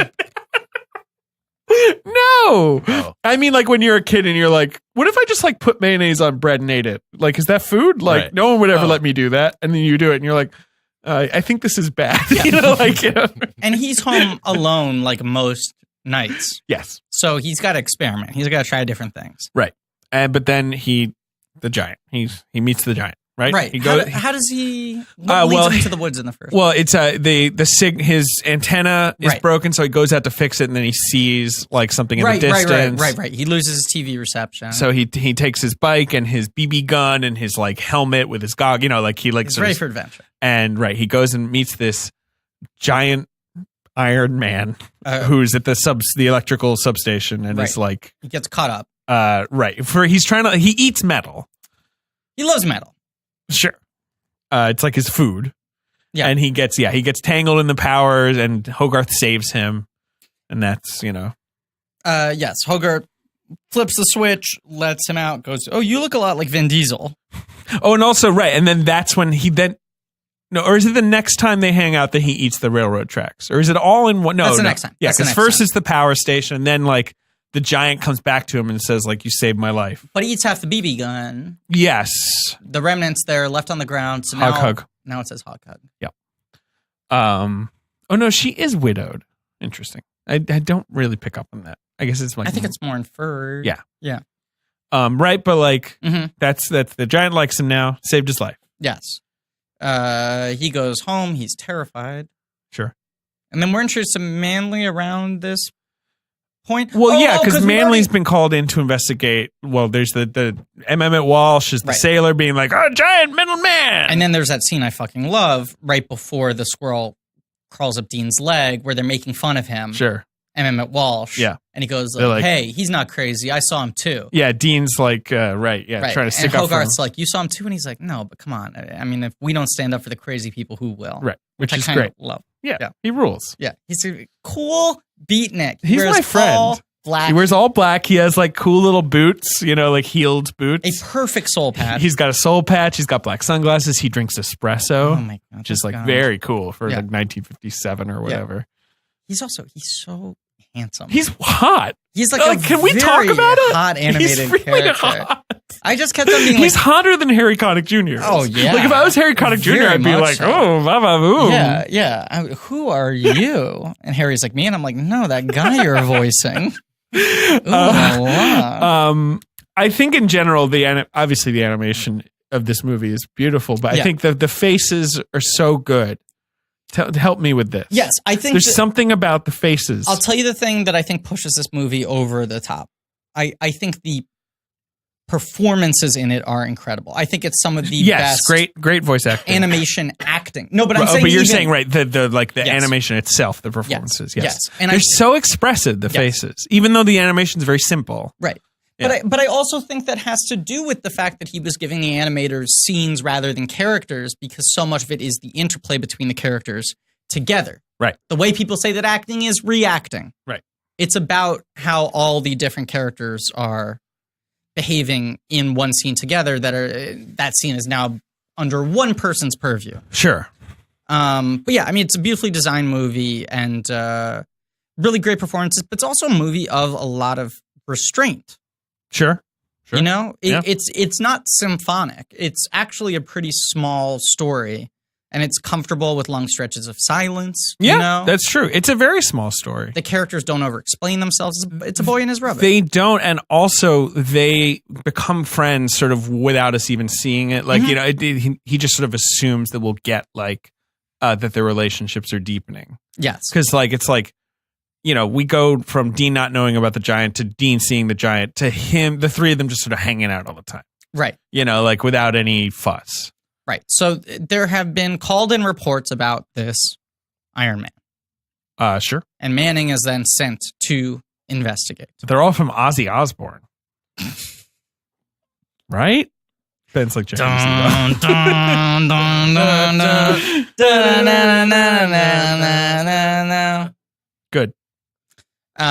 He goes to the site. I was looking up Darger.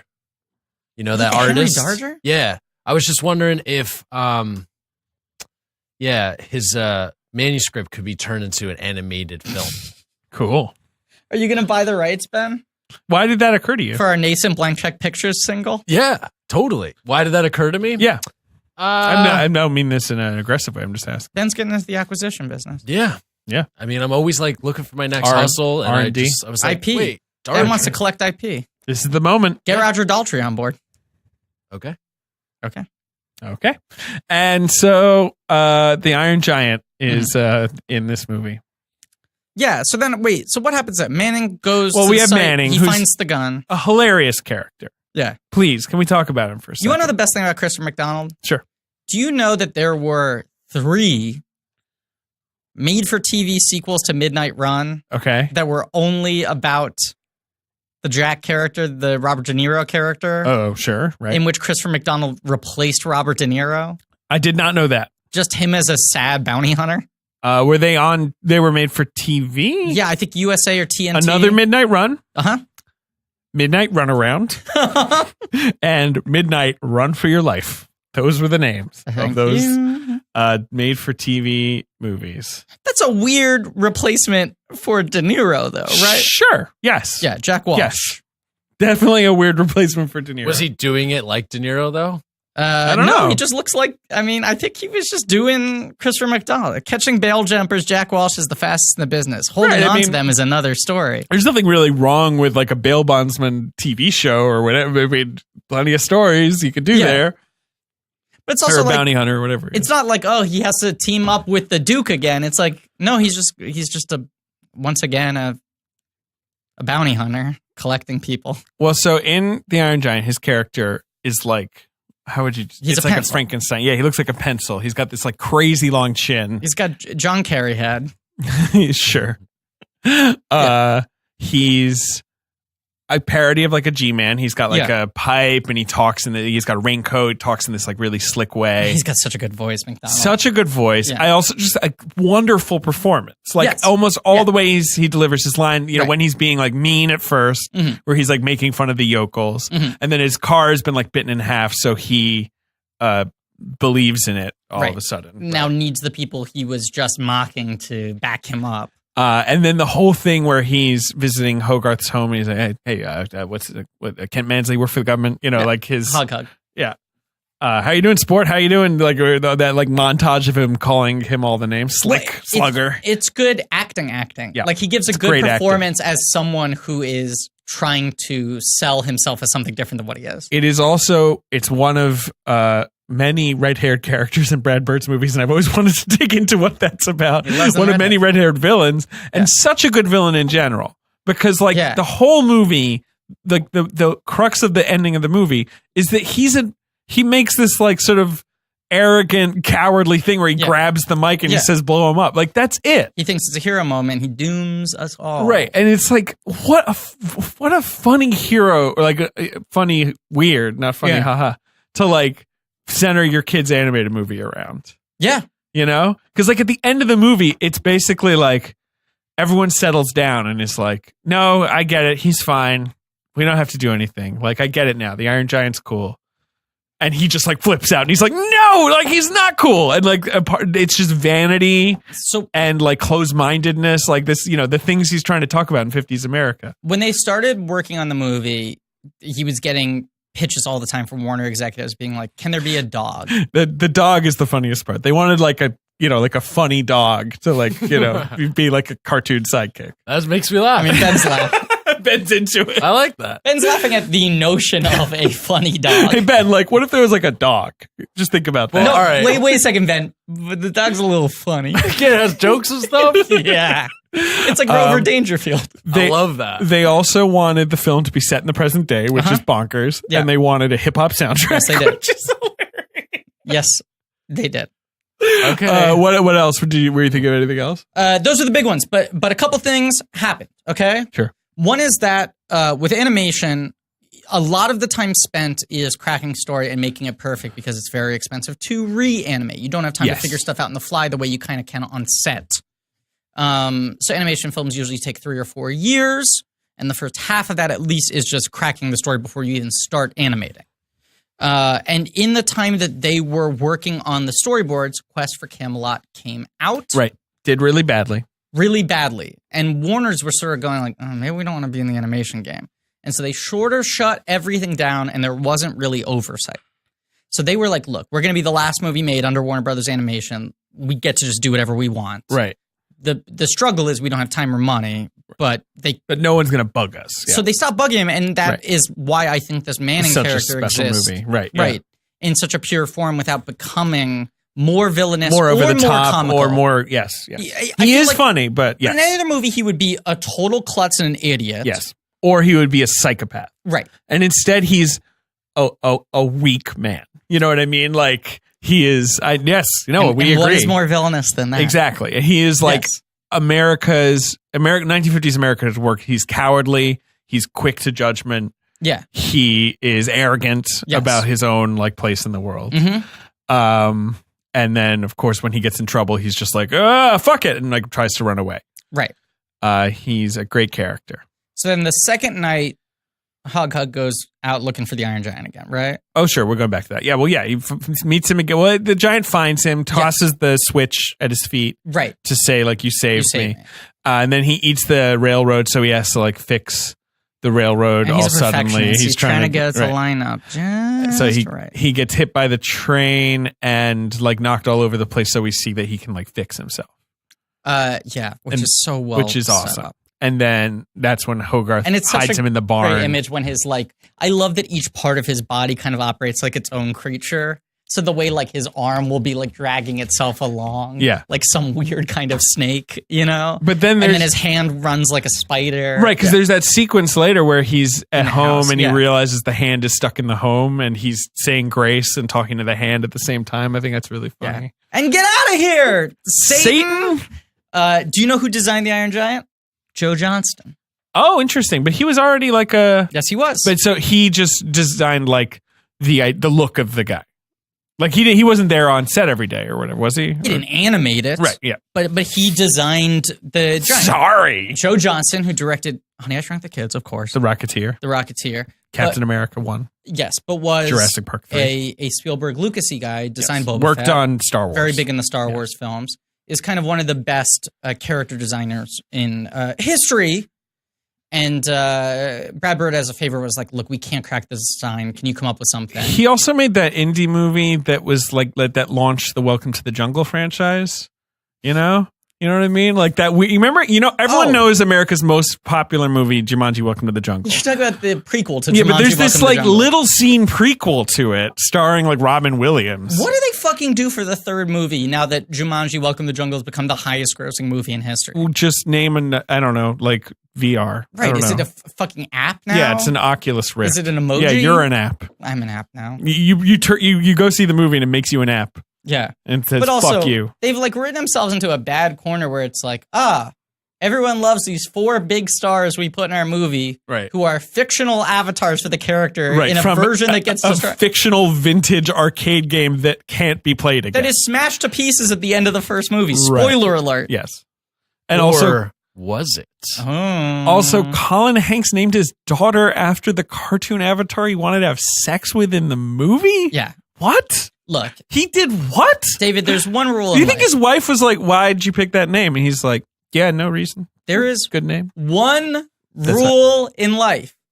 You always name your firstborn child after the person you want to have sex with most but didn't in life.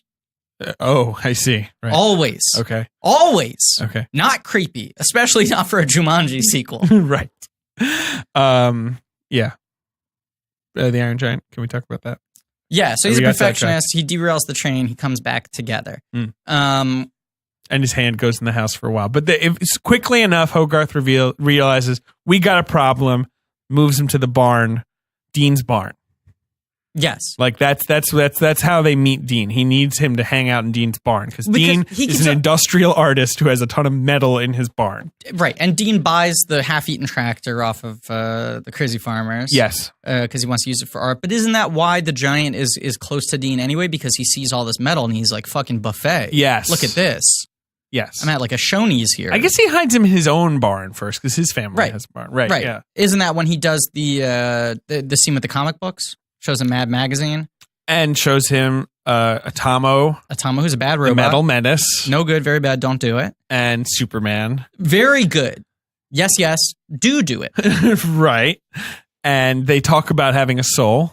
And choosing to do the right thing. And doing the right thing. And he says, I Superman. And he takes his shirt off because it's a Vin Diesel movie. And he puts an S. His shirt's never been on. And he puts an S on his chest. So pantsless, this movie. Yeah, which is Vin Diesel will do that in any movie. Right. Do you know Vin Diesel has never worn pants on camera? If you see him wearing pants, it's CGI. Wow. What a fact. What a fact. Everyone who's ever worked on a Vin Diesel movie has seen Vin Diesel's butt and penis. Vin Diesel butt and penis? Vin Diesel's butt and penis. No, I like it without the possessive. Anyone who ever worked on a Vin Diesel movie, see Vin Diesel butt and penis. Yeah, good. Yeah, all right. This is the worst. This is the number one worst episode, right? It's crazy. We did it. We did it. No, this is actually a good episode when you think about it.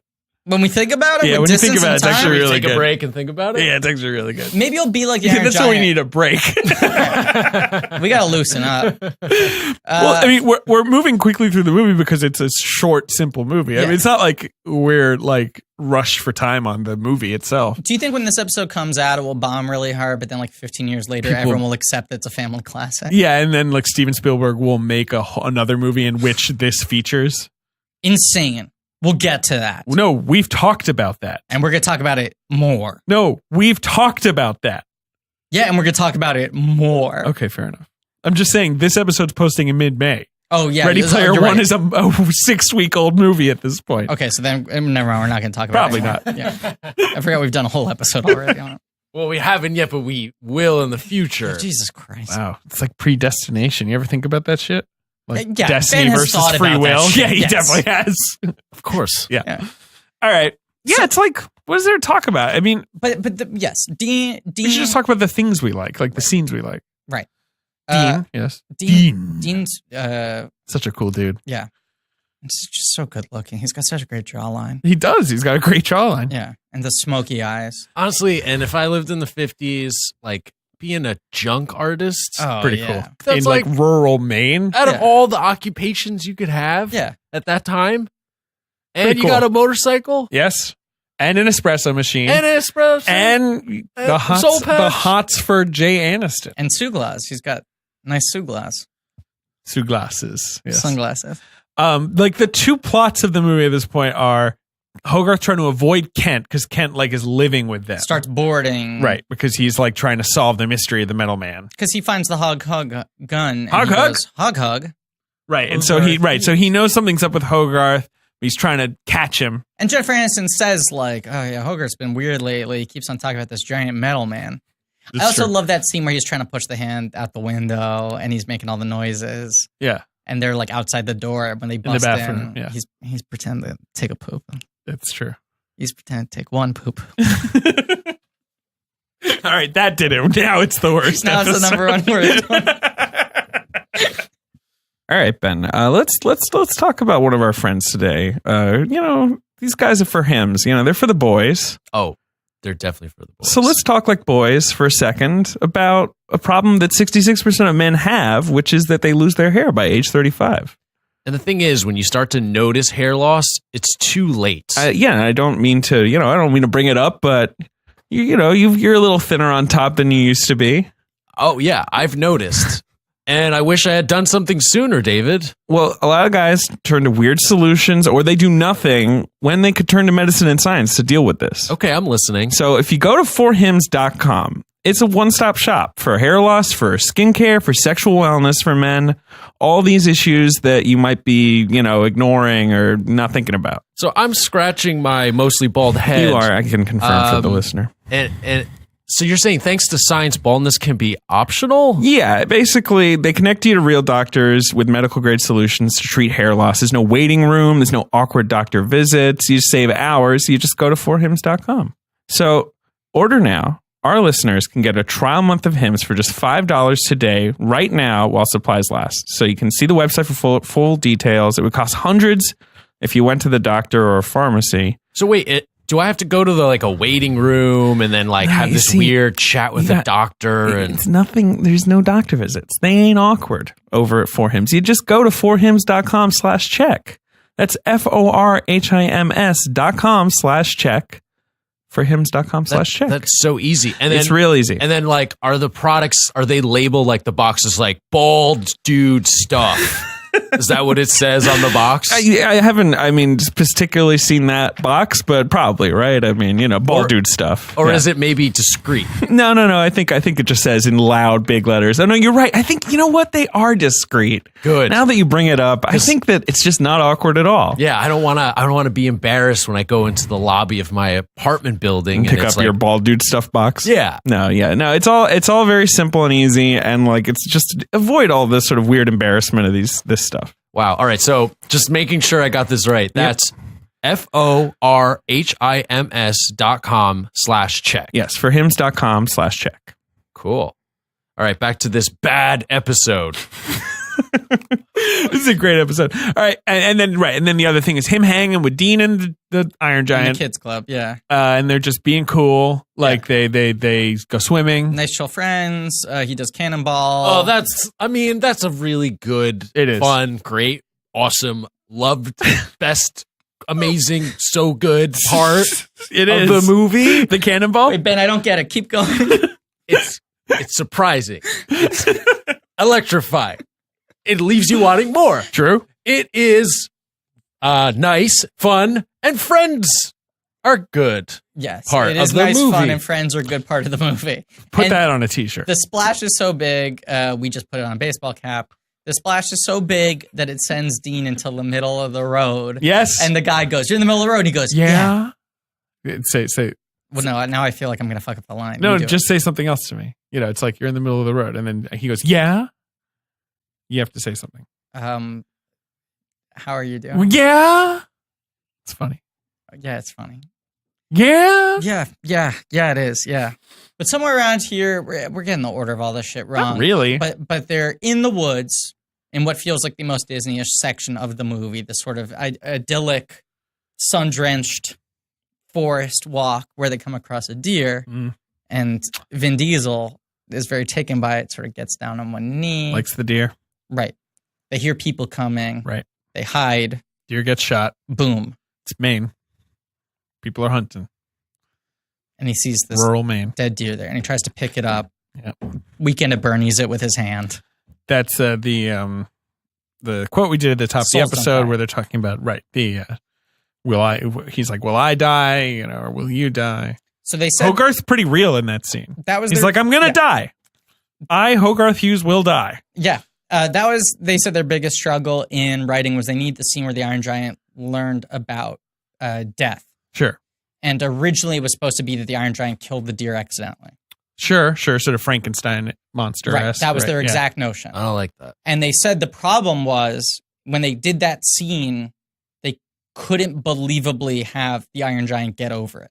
Yeah, right. It'd be too upsetting if he did it himself. For the rest of the movie, I think it's better this way anyway. The audience couldn't get over it. The Iron Giant as a character wouldn't forgive himself and would just be down in the dumps for the rest of the movie. No, I think also it just is stupid because I think what's more important is that he's grasping with a concept, not like his own monstrousness. Right, and the gun thing, underlining the gun thing, really... I am not a gun. I'm not a gun. Welcome to Down Coolsville, population us. That's something Hogarth says? Yes. Did you watch the signature edition or the? I did. I watched the signature edition, which has that dream, right? Yes. Is that the only addition to the movie? It's the only thing to me that I did not remember from like the original. I think there's one other scene between Dean and Aniston. Maybe it's when she's complimenting the art in the barn. No. No. I think it's earlier when he's back at the diner. And she says, I have the right to refuse service. Yes. That wasn't in the movie. Yes. I don't Those are the only two that were added. Yes. The dream sequence is not necessary, in my opinion. They were new animated sequences 15 minutes later. And Brad Bird says... 15 years later. 15 minutes. Brad Bird says that like he doesn't consider director's cut. He's happy with the version. He wanted to do the dream sequence because he thought it was a cool opportunity to do like very extreme abstract expressionist imagery. Right. And so when Warner Brothers came to him and they were like, we want to do something, is there anything new you'd want to add in? Right. He took the opportunity, but he doesn't think it's more his version of the movie with it in. But I do have the signature Blu-ray, so yes. My brother owns the soundtrack on vinyl. My brother is a huge Brad Bird obsessive. Yeah. I got him into Brad Bird. We saw this movie together in theaters, and we would watch this and The Incredibles and Ratatouille over and over a lot. Yeah. Good movies. Yeah. Good movies, all. Sure. And Mission Impossible. Okay, well now you're just fucking bragging. This is you once Why again are you trying looking to make for this, awards. It's already the worst episode. Why are you trying to make it worse? I think people wish we fought more. Really? Yeah. Are you serious or are you doing another bit? I don't know. At this point, honestly, I don't know. Okay. Iron Giant has this nightmare, depending on which version you watch. Sure. In which he sees these images of himself becoming a horrible monster. Yeah, that's why I think you should not have that sequence, because I think it's scarier when he just does it. I agree. Yeah. Is the sequence then saying basically they're from like he's from somewhere else. He's from somewhere else. He's a weapon from space. Yeah. Right. Okay. And he's just a planet destroyer. He's at least like a tank destroyer. I mean, this guy can do some damage. Essentially. Okay. But when he lands on Earth, he gets this dent in his head. Yeah, he's got the little bump in his head, so he doesn't like remember how to work. Yeah. Okay. And he first like shows sign of trouble when Hogarth is pretending to shoot him with his ray gun. Right. When they're playing by the water. Iron Giant's eyes go red and he shoots like a ray at him, but like Hogarth misses it because he's like ducking down. And then when he does it again, Dean like saves him. So Dean's the one who figures out like, oh God, this guy, like you can't point a gun at him. Right. He viewed it as a threat. The design is so good because his face is so fucking simple and they get so much out of it. It's so sweet though. Like that thing early where he smiles, like is you love him. He's got these like big open eyes and like his face is a smile, like because his jaw is separate from the rest of his body. His jaw is just a hinge and his eyes jaw are is in like a smile shape. Two big lights. But then Brad Bird was like, A, I can have the eyes change color. Right. And B, you can have them narrow. I can give lids on the top and bottom. And C, I can have the jaw also work on like a y-axis in addition to an x-axis, so it can shift around. You get a lot out of him. He does kind of look like Vin Diesel a little bit, and I also feel like the way his it's wonderful design. He's so top heavy. Yeah, you know what I'm saying? His legs are kind of sticky. Yes, yeah. He's a big torso with these sort of stick limbs. Yeah, I want to find the Ted Hughes drawing because it's so different. Yes. It's very odd. And the animation they show in the giant stream of like the concept reel for the Townsend version is so fucking ugly. It's insane. Sure. Yeah. I like the scene. We're getting to the ending now, so I like the scene where Hogarth drinks the espresso and goes on a crazy monologue. I think Eli Marenthal is wonderful in this movie. I do too. It's such honest performance. It's a great kid performance that doesn't feel like so many animated kid performances, which are like, oh mom, like really over the top. I think this movie, like when he says I love you at the end, which is obviously a big line, like it just feels like very normal and human, like not like sort of sickly or sort of over the top. Agreed, which I think that's a big thing in this movie, is that the characters never dip into caricature. Sure. It is a very character-based film that has these sort of subtler moments to build an arc rather than having to take these huge swings at a sort of hypermanic pace. Oh, there's also that scene where he gets in the car and the Iron Giant spins him around. It's a lot of fun. Super cool. A lot of fun, great time. Great to have a friend who's a massive robot. A nice space friend, you could say. Brad Bird animated the coffee scene himself. Oh, really? He said he always likes to animate one scene himself so he remembers what, Sure, he gets back in the thick of it. Right. And he said, like, that was the scene that if I was working on a movie, I would have died to get assigned because it's all performance. It's all comedy through behavior and physicality. Yeah. And it's like, it's great. It's great. But there's the scene around then, I guess, when they think they figured it out, where the giant is, tracked it back to Dean's. Right. Kurt Kent's on the trail. Manning. And they pretend that the Iron Giant's a sculpture. Now, this is very funny comedy. Kent Mansley, by the way. Jesus Christ. But you're right, where they're like, show us what's in the barn. What's in the barn, Dean? I've been saying the wrong name the entire episode. No, you just said it wrong one time. I thought I said Manning the whole time. No, I think you've been saying Mansley. Kent Mansley. You've been saying Mansley. Works for the government. Really? Yeah. Are you sure we don't have to re-record the whole episode? I've been calling her Crandall. That's one of my favorite Simpsons lines. Miss Krabappel, I've been calling her Crandall. Did you read, this will be such a weird line. 17 years old by the time this episode comes out, but I read the New York Magazine interview with Zach Galifianakis the other day. No, I haven't read it. No. And he was like, I'm happy with my career now. I don't need to do these big movies. I'm happy just making buckets. Sure. He says buckets. And like whoever the interviewer is said, like, I was trying to figure out if he knew he made a mistake, and then he just looked back at me and said, that's what my parents think it's called. Season 4 of Buckets. Season 3. 3, I think. Yeah. But even so that he's gotten 3 seasons out of that is crazy. I love that show. It's a great show, but like I think like 8 people watch it. That's a real blank check. It's like Galifianakis' parents, you, me, maybe Zach himself. I don't think his parents watch it. I don't know what's fucking called. Fair enough. It's so good, that show. It is great. They pretend the Iron Giant is art. Yeah. And Aniston comes in and goes like, I'm not crazy about that piece. It feels like those scraps you put over like his limbs feels a little less intentional than some of your other stuff. So she's kind of got an eye for what he's doing. Right. He's got an eye for her. Right. And she's also got an eye for him. As do I. Yeah. I've got an eye for Harry Connick Jr. in this movie. She wants him to let the squirrel out of his fly, if you catch my drift. Right. Sure. Excuse me for worst episode ever. Number one worst. So bad. We're gonna win a Razzie. Yep. The sponsors are gonna call us and be like, "What the? How could you put our names on that thing?" Good thing the sponsor is the Razzies. That's another perfect Simpsons line. Yeah. That's not the image we want with Long John Silver's murderous pirate. Let's just do Simpsons lines now. I mean, Bird worked on The Simpsons. Yes. So then when does Mansley get his... He's putting me on track. No, Mansley what? What now? When does he get his proof where he's able to call it? Because he calls his superior early on in the film, played by John Mahoney. Yeah, he gets the picture. He finds the camera. Right, but early on, he's like... Yeah, he calls him, and the guy's laughing at him, basically saying, like, yeah, give me a footprint. Right. I can get you a scientist. I can't go off of a feeling. If you give me a picture or, like, a piece of the guy, then we can send in some army troops. Because, yeah, this film is about sort of like atomic age fears. Yes. You see those cartoons of the duck and cover drills. Which are so good. And like, it's crazy to think that like my mom went through those where they were like, it's fine, just get under your desk. Like if we get you nuked in Utica, New York, like, and there's that great moment at the end where he's like, that's not going to help anything. Yeah. Well, I love that. Yeah. It's not just like an aside. Right. Where they're like, that's it. That's it. And even like Harry Connick, even Dean, like the mom's like, should we go to a shelter? And he's like, won't matter. We're fucked. Yeah, we're going to die.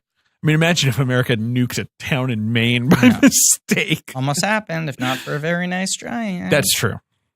But he finally gets the photograph. He gets the photograph, and I think, but it's not. He's not the one who exposes it.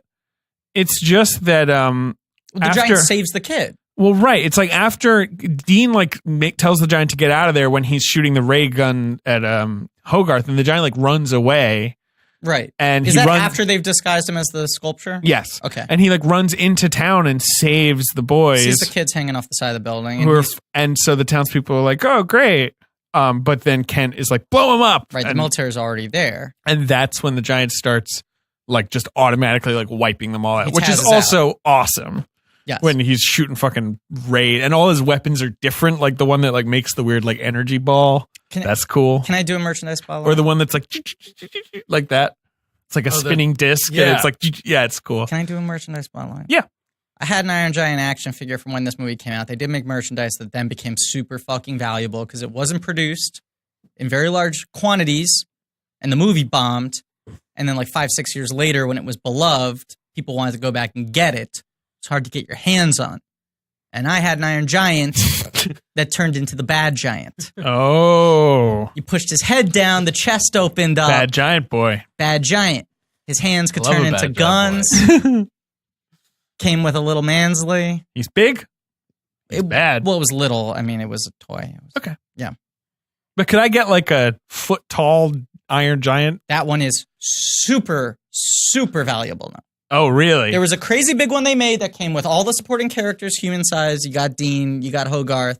It was like, I don't know, like 14, 18 inches tall. And it came with scrap metal that he could eat. Cool. Came with some cars and stuff that he could eat. And it talked. It had the voice of Vinny D. Limited, hard to come by. Pretty Mondo, cool. The company that does all the posters and the vinyl releases. Mondo. Yeah, I'm looking at it right now. They have recently released this new $300. That's $300. Yeah. But this is like, that's like the cheap version of the thing you're talking about? Well, I think it's pretty nice. I think the original one probably goes for that amount now on the secondary market. At the time of its release, it probably went for like $40 or $50. Sure. The Mondo is like the high-end adult version. I have heard it is very fragile. I don't like I've debated buying it a couple times. You've debated buying a $300 toy? As I've said, I'm a blue-collar toy collector. I don't like to get these fucking upper crust, caviar, and wine toys. Right. I debated it. My great friend Derek Simon, I almost got for him for his wedding, and he told me that he thought his wife would divorce him if he received that as a wedding present. Divorce, right. Yes. What did you get him instead? Like a bottle of wine or something. I don't know. Yeah, you just Divorce on DVD. Yeah. HBO's Divorce. I got him the first season of Divorce. I bought him a season pass on iTunes. That's actually kind of a funny gift to give someone. It'd be good. Yeah, that's good. Hey, you guys out there, you can use that. But can I say something? Spring for the Blu-ray, okay? It's a wedding. You know, at least do him the kindness of improved picture quality. I love how we keep finding worse things to do. Yeah. I think the 10 worst bits we've ever done are all in this episode, and we keep on beating them. Great app. But he had told me that he was reticent. I had offered to buy it for him. He said we're still on the wedding present story because he had coworkers who had it, and they said it was so fragile. They didn't even want to, touch it. Yeah, I mean that would annoy the shit out of me. Yeah, I want it to be robust. Yeah, I want a robust giant. I mean, he's a fucking giant. Like, I don't want to be fragile. Yeah. They shoot in this showdown. The tanks shoot at him, and it's like nothing. Yeah. he's like, forget it. So he's tazzing out. His eyes are red. He's got fucking gun arms. His and chest Dean's is a like laser. screaming like he only reacts if you shoot at him. Stop shooting. You know, like he's like, go fuck yourself. yeah. And the general's into it, and then Our boy Hug yeah, he gets knocked out. runs up to the front line. Yeah, to try. He runs up to him to try and calm him down. He gets knocked out. Giant looks at this, sees a deer situation. Yeah. And is like, you killed him. And that's when his little head bump goes away and he just turns into like the metal man. What do you call it? Right. Atomo, Yes. the metal menace. Yes. Like basically. Right. Yeah. And just start. And he like almost blows up a battleship. Mm-hmm. And he only stops because like Hogarth wakes up. Yeah, and pleads to him. Yes. I don't wonder if I have can to be find bad. the You line. have a choice. It's bad to kill. Guns kill. And you don't have to be a gun. You are what you choose to be. You choose. That's the line. No one should be a gun. You don't have to be a gun. You don't have to be a gun. It's so good. You don't have to. This is where I just start like uncontrollably crying, Mhm. basically. And then the rest, like the next 10 minutes, whatever's left. Yeah. So he turns back and He chills out. The boy's alive. The general's like, all right, everyone chill out. This was a weird Thursday, but I can move on with my life at this point. And then Ken, as I already described, like, grabs the walkie-talkie. and says, launch the nuke. And he's like, you fucking moron. It's really funny. John Mahoney's really funny where he's like, where's the nuke going, Ken? It's targeted on the giant. Where's the giant? Kent? And Kent's like, sorry? He's like, Gilly? Yeah. Sorry? Gilly, Kent. Sorry?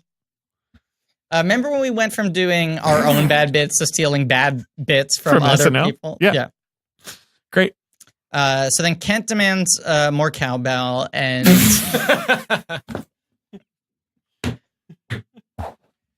they're all gonna die. They're all gonna die, and the giant realizes what he has to do. He thinks of the image of Superman, Yes. flying to save the people, Right. And he flies up into the sky. Yes. Before he does that, doesn't he say something to He says, "Smell you later."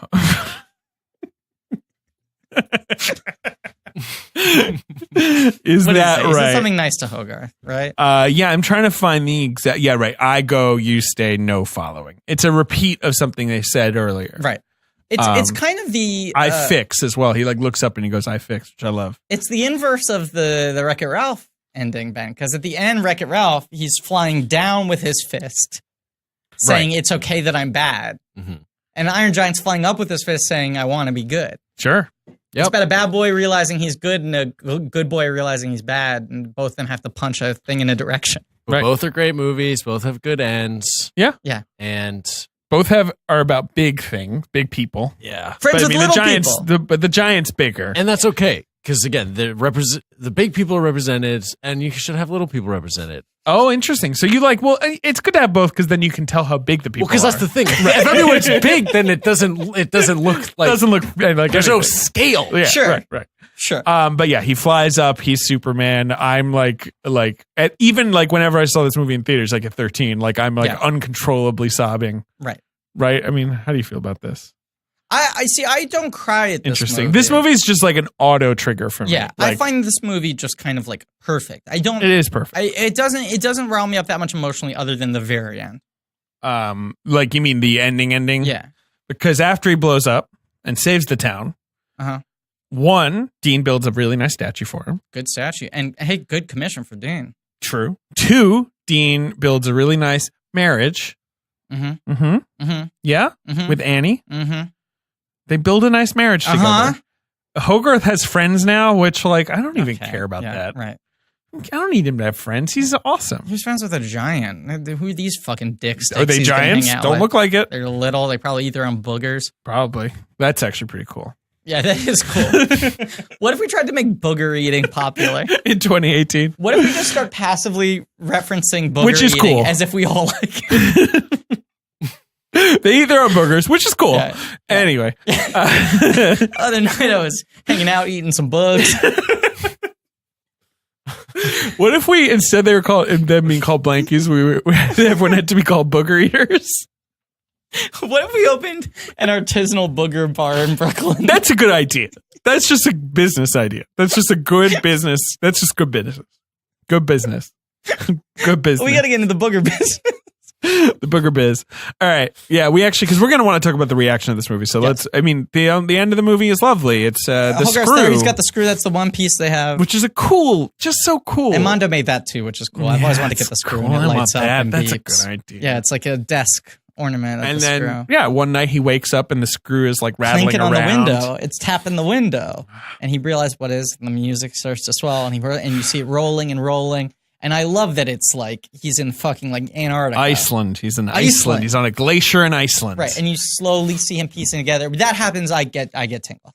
It's so good. And the last shot is like his big smiling head. One big tracking shot that goes through like the winds and the wilderness. It's great. Until it gets to his head, lighting up and the eyes open up. And he's a very nice robot. And he's going to come back and have nice, fun adventures. And he's great. But he learned he wasn't a gun. And I like that he doesn't come back to Hogarth. Like, obviously, their intention wasn't to make a sequel. And there's no sequel. Yeah. But it's also like he's just going to go on being good in different places now. Maybe he'll go back to Hogarth and like open a booger store. We don't know.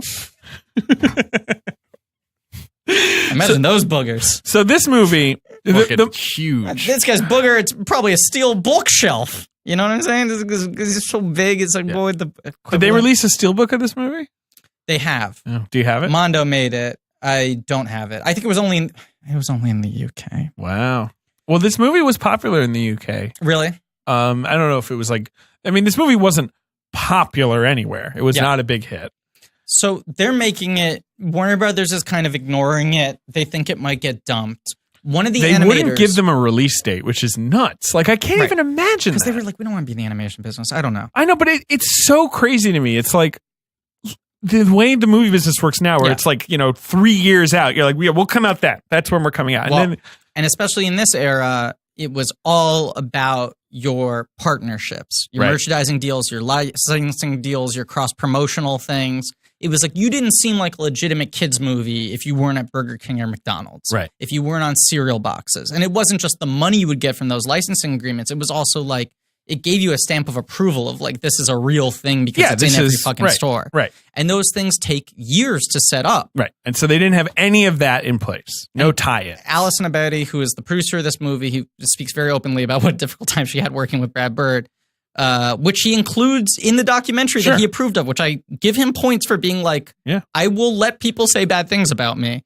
She said she went to the licensing fair and they were showing clips. Everyone was like, this is great. When's it coming out? And she was like, I don't know. Right. And then they just leave because they couldn't make a deal. Right. One of the animators leaks a VHS work print, unfinished, including storyboards and a lot of uncolored sequences, to Drew McWeeny from Ain't It Cool, at a time when they were real needle movers. And he, having known of Brad Bird and his reputation, puts it on and writes, this is one of the great American animated films ever. This is an American masterpiece. Right. And Warner Brothers goes, oh, they're kind of shamed about it. Brad Bird was angry that it had leaked out, but it finally got them to pay attention. So they do a test screening. They get A+. They get the best scores Warner Brothers gotten in 15 years. According to Brad Bird. Warner Brothers now gets really bullish on the movie, and they go, oh, cool, we'll release this in 5 months. Right. With no lead time to be able to put together a proper campaign. Right. So they did have this limited run of toys that I guess they had put in place from when they didn't know when they were going to get released. But then their only other cross promotions, they have a deal at Johnny Rockets. Hey, love a Johnny Rocket.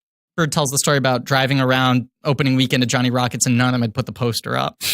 And the giveaway was they didn't have toys. You got a cassette that had Looking, which is the song they play when Mansley is looking for the giant. Great. It's just like an old like R&B song. That was the tie-in. You got a cassette, a single. And they didn't have like proper advertising. They only had one poster, which was the teaser poster. They have on the Blu-ray the TV ad, which was, on August 9th, get ready for a whole new kind of heavy metal. And it's literally playing like generic license-free hard rock as it's shots of him like eating stuff. That's weird. The Iron Giant. That's very strange. Movie comes out in a crazy loaded box office weekend that we've already talked about. We'll see if I can remember it. Yeah. It comes out the same weekend as The Sixth Sense. Right. And it August just 6th. bombs. Just flat lines. 1999. Yes. And stuff. It comes out to $5.7 million. According to this thing I'm reading right now, like the studio wanted an $8 million opening weekend. It couldn't even get that. I know. And it grosses $23 million in the US, which is far less than its budget. Yes. It is a bomb. Mm-hmm. And look, under different circumstances, his career probably would have been over. At the very best, he would have been like, hey, Brad, it's your agent. I got a great offer for you. They'll let you co-direct the Wild Thornberries movie. Like, he could have just been a steady hand brought into Yes, but the film is critically acclaimed. Like, I mean, it's not just like a movie that people discovered later. It got great reviews. Sure. As you say, it tested well. Yeah. And people were, won critics awards for animated feature. It was like a well-regarded movie. But animation's at a weird fulcrum point. Yep. Because all the other studios doing traditional 2D animation are all shuttering. Yep. Disney has already pushed Bird out the door. Yep. And he probably would have been kind of boned if not for some old classmates of his who had started Pixar. An independent animation studio across town. But he needs to accept that he needs to make a 3D movie, which I think he was reticent to do. We'll talk about that next episode. Yes. When he first went to them, he said, I got 2 scripts for you, Ray Gunn or The Incredibles. And they picked Incredibles. So it's always lingered as a possibility that he could make Ray Gunn at Pixar. I want to see it so badly. Me too. I'd love him to, I'd love him to by make all it. accounts, like one of the great unproduced screenplays.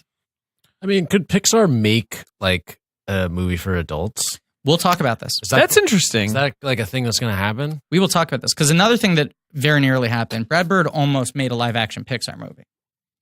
What was it? The 1900? 1906, right, yes. Interesting. Yeah. 1900's the other movie. Yeah. I think it could have happened, but we'll talk about this in future episodes. Yeah.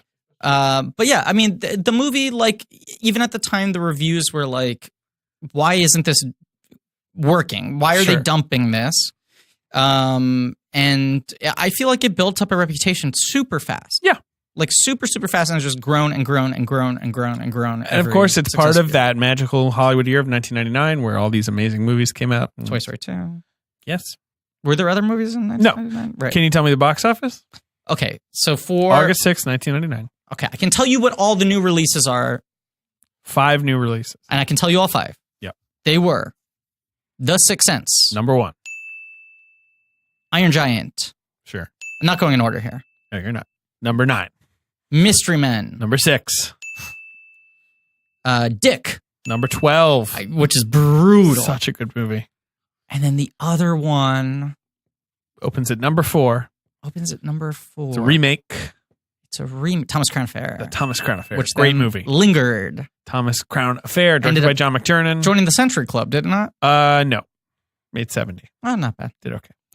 Good movie. So number 1's The Sixth Sense. Number 4 Unassuming is The Sixth Sense, yeah. Unassuming opening weekend becomes one of the 10 highest grossing films. Good opening weekend. 26 million is pretty good. Yeah, it was healthy, yeah. It's like that's like what a booger eater is looking for. Yeah.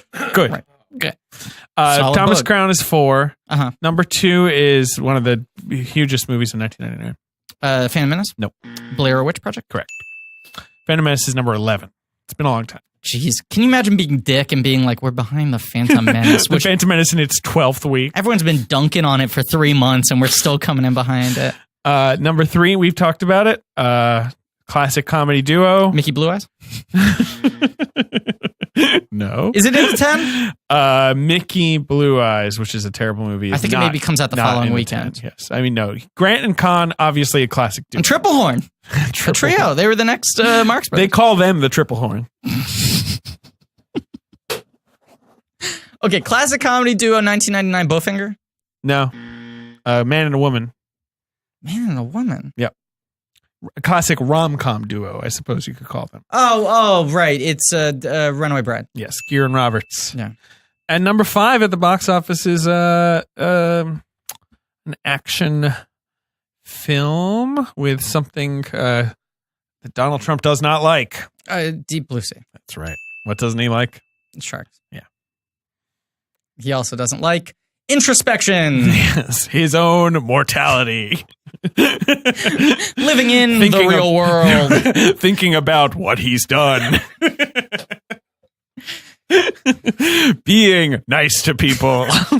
Raising good children. Having a conscience. All right. Yeah, you've also got Inspector Gadget, which I am on the record as saying they should reboot starring Griffin Newman. That is an on the record David Sims prediction that they're going to reboot Inspector Gadget starring Griffin Newman. I mean, yeah, I'd crush that shit. No question. You'd crush the shit out of it. Would it be Inspector I think Gadget Dwayne or Johnson Gadget could Boy? play Claw. No, Inspector Gadget. Okay. I appreciate it. It's been a while. Like, we can reboot Inspector Gadget. And I just want to People remind aren't too everyone. precious. I just want to remind everyone. Matthew Broderick hits someone in Ireland with the car. Murdered. Dead. Just want to remind people because we seem to forget. And I'll say this: I have never murdered anyone with a car because I don't even have a license. Well, so don't get behind the wheel of a car. You might murder someone. Yeah, why do you think I've avoided getting that license? I don't want to be a new Matty You want to Bro. be Broderick. Well, I don't know. You get a good career. Yeah, and I'm trying to avoid that. Clearly. That's the whole point. So let me With recording episodes like this, that's how you avoid a good career. Yeah. Trying to torpedo, baby. Yep. So let me just reiterate. Here are the Griffin Newman passion projects that we're trying to push into development at Blank Check Pictures. Midnight Run remake. Sure. Naked Children. Griffin Gal. What is that? Griff and Gal. Griffin Gal. In Midnight Run. Okay. Newman Godot. Right. Midnight Run Origins. Right. Midnight Run, directed by Paul Thomas Anderson. Right. Midnight Run, Forbidden Kingdom. Right. What's the naked baby thing? What's that? It's an animated Darger. Oh, right. project. Yeah, right. Yeah. We got that. We got the Esther Zuckerman biopic. Yep, starring Sarah Steele. We got the Buzzed. We got the The Buzz? Fuck, we do have the Buzz. Yeah. I think the Inspector Gadget reboot is probably just called Gadget, right? Yeah, or Go Gadget. Drop the Inspector. It's cleaner. Yeah. You know what's cool? Inspector Gadget. Yeah. Okay. Cool. Good slate. Get ready for those pictures coming out. I just want to say, guys, it's a great episode that we just did. I mean, I think honestly, maybe the best one. I think we did a great job. Leave your, please remember to leave your comment on the episode. Well, don't step on my. I realized I was going to, so instead I said that weird clunky thing that I just said. Okay. Well, I would like to ask our listeners to please remember to rate, review, and subscribe. Mm-hmm. Hey, maybe this time around we should start reading them again. Remember how we read the reviews to get people to actually do them? You know what we should do right here? Because we've been forgetting to do it for months? Burger? We should take a call from the Burger Report hotline. Oh, yeah. So let's place that in. Thank you for calling the Burger Report hotline. 802-8-BURGER. Please leave a message with your FAMO, type of burger, and location, and we will try to put it on the podcast if we can. That's 802-8-BURGER.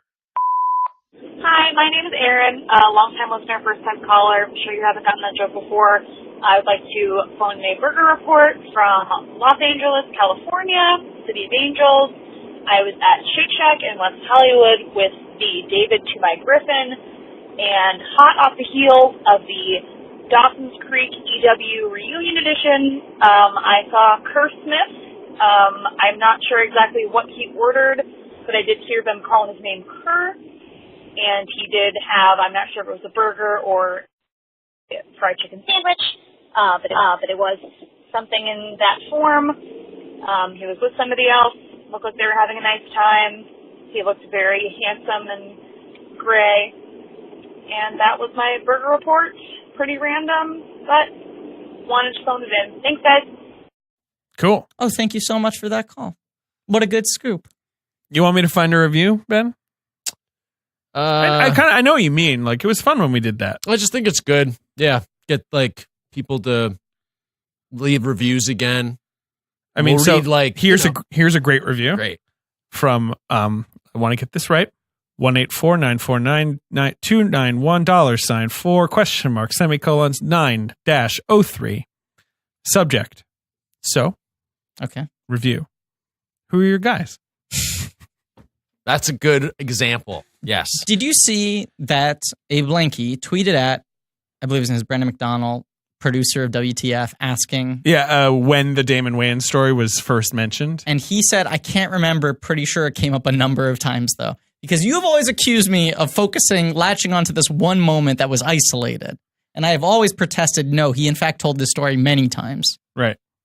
So at least I've been confirmed in that. Oh, here's a good review. Bad, 1 star. Okay. So this is from a Sith Lord. Mm-hmm. Dandelion Mayday. So Darth Dandelion Mayday. Cool. You're not allowed to listen to the podcast anymore? Right. They think they are funny and smart, ... Sigh, ...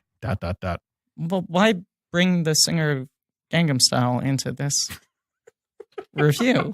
Okay, you did it. Thank you. You found the worst thing. I saved it. I saved the episode. Rate, review, subscribe. Thanks to Inch for Agudo for our social media. Lane Montgomery for our theme song. Thanks to Pat Reynolds and Joe Bowen for our hard work. And Boogers. Go to blankiesatreddit.com for some real nerdy shit that is increasingly bordering on creepy. Manic. I logged this movie on Letterboxd. Within a minute, they had it. Yeah. Someone's getting like alerts. So I've been logging a lot of other shit to throw them off the scent. Right. I'm not going to log any of the bird movies. We can't shit on those people. I'm cutting this out. Hey, they're great friends. I think they'll enjoy just being talked about, Ben. I think so, too. And thank you to Brooklyn and Casper and Hims for sponsoring the show. And as always, hey, treat yourself nice. Get yourself a bug. That's the worst. Eat a bug. It's the worst. So everyone makes a joke about the fact that Goofy's a dog and then Pluto's a dog, right? Right. Yeah. They're both dogs, but one is a dog and one of them's like a person. So is Pluto just like a mentally challenged dog that they torture by carrying around on a leash? They torture him? They're like, get on the fucking ground. But we're putting a leash on your neck. But that doesn't make sense. Why? No. I'm saying it doesn't make sense. I'm not saying your thing. Yes, thank you. But does Pluto usually have a leash? He's just sort of running around, isn't he? He's got a collar. Does have a collar. Sometimes he's got a leash. He's always on the floor. They make him sleep in a house, a little doghouse out back. But Goofy has to sleep in a fucking bed. Do he and Goofy interact? Yeah, all the time. And Goofy goes, know your fucking place. All right.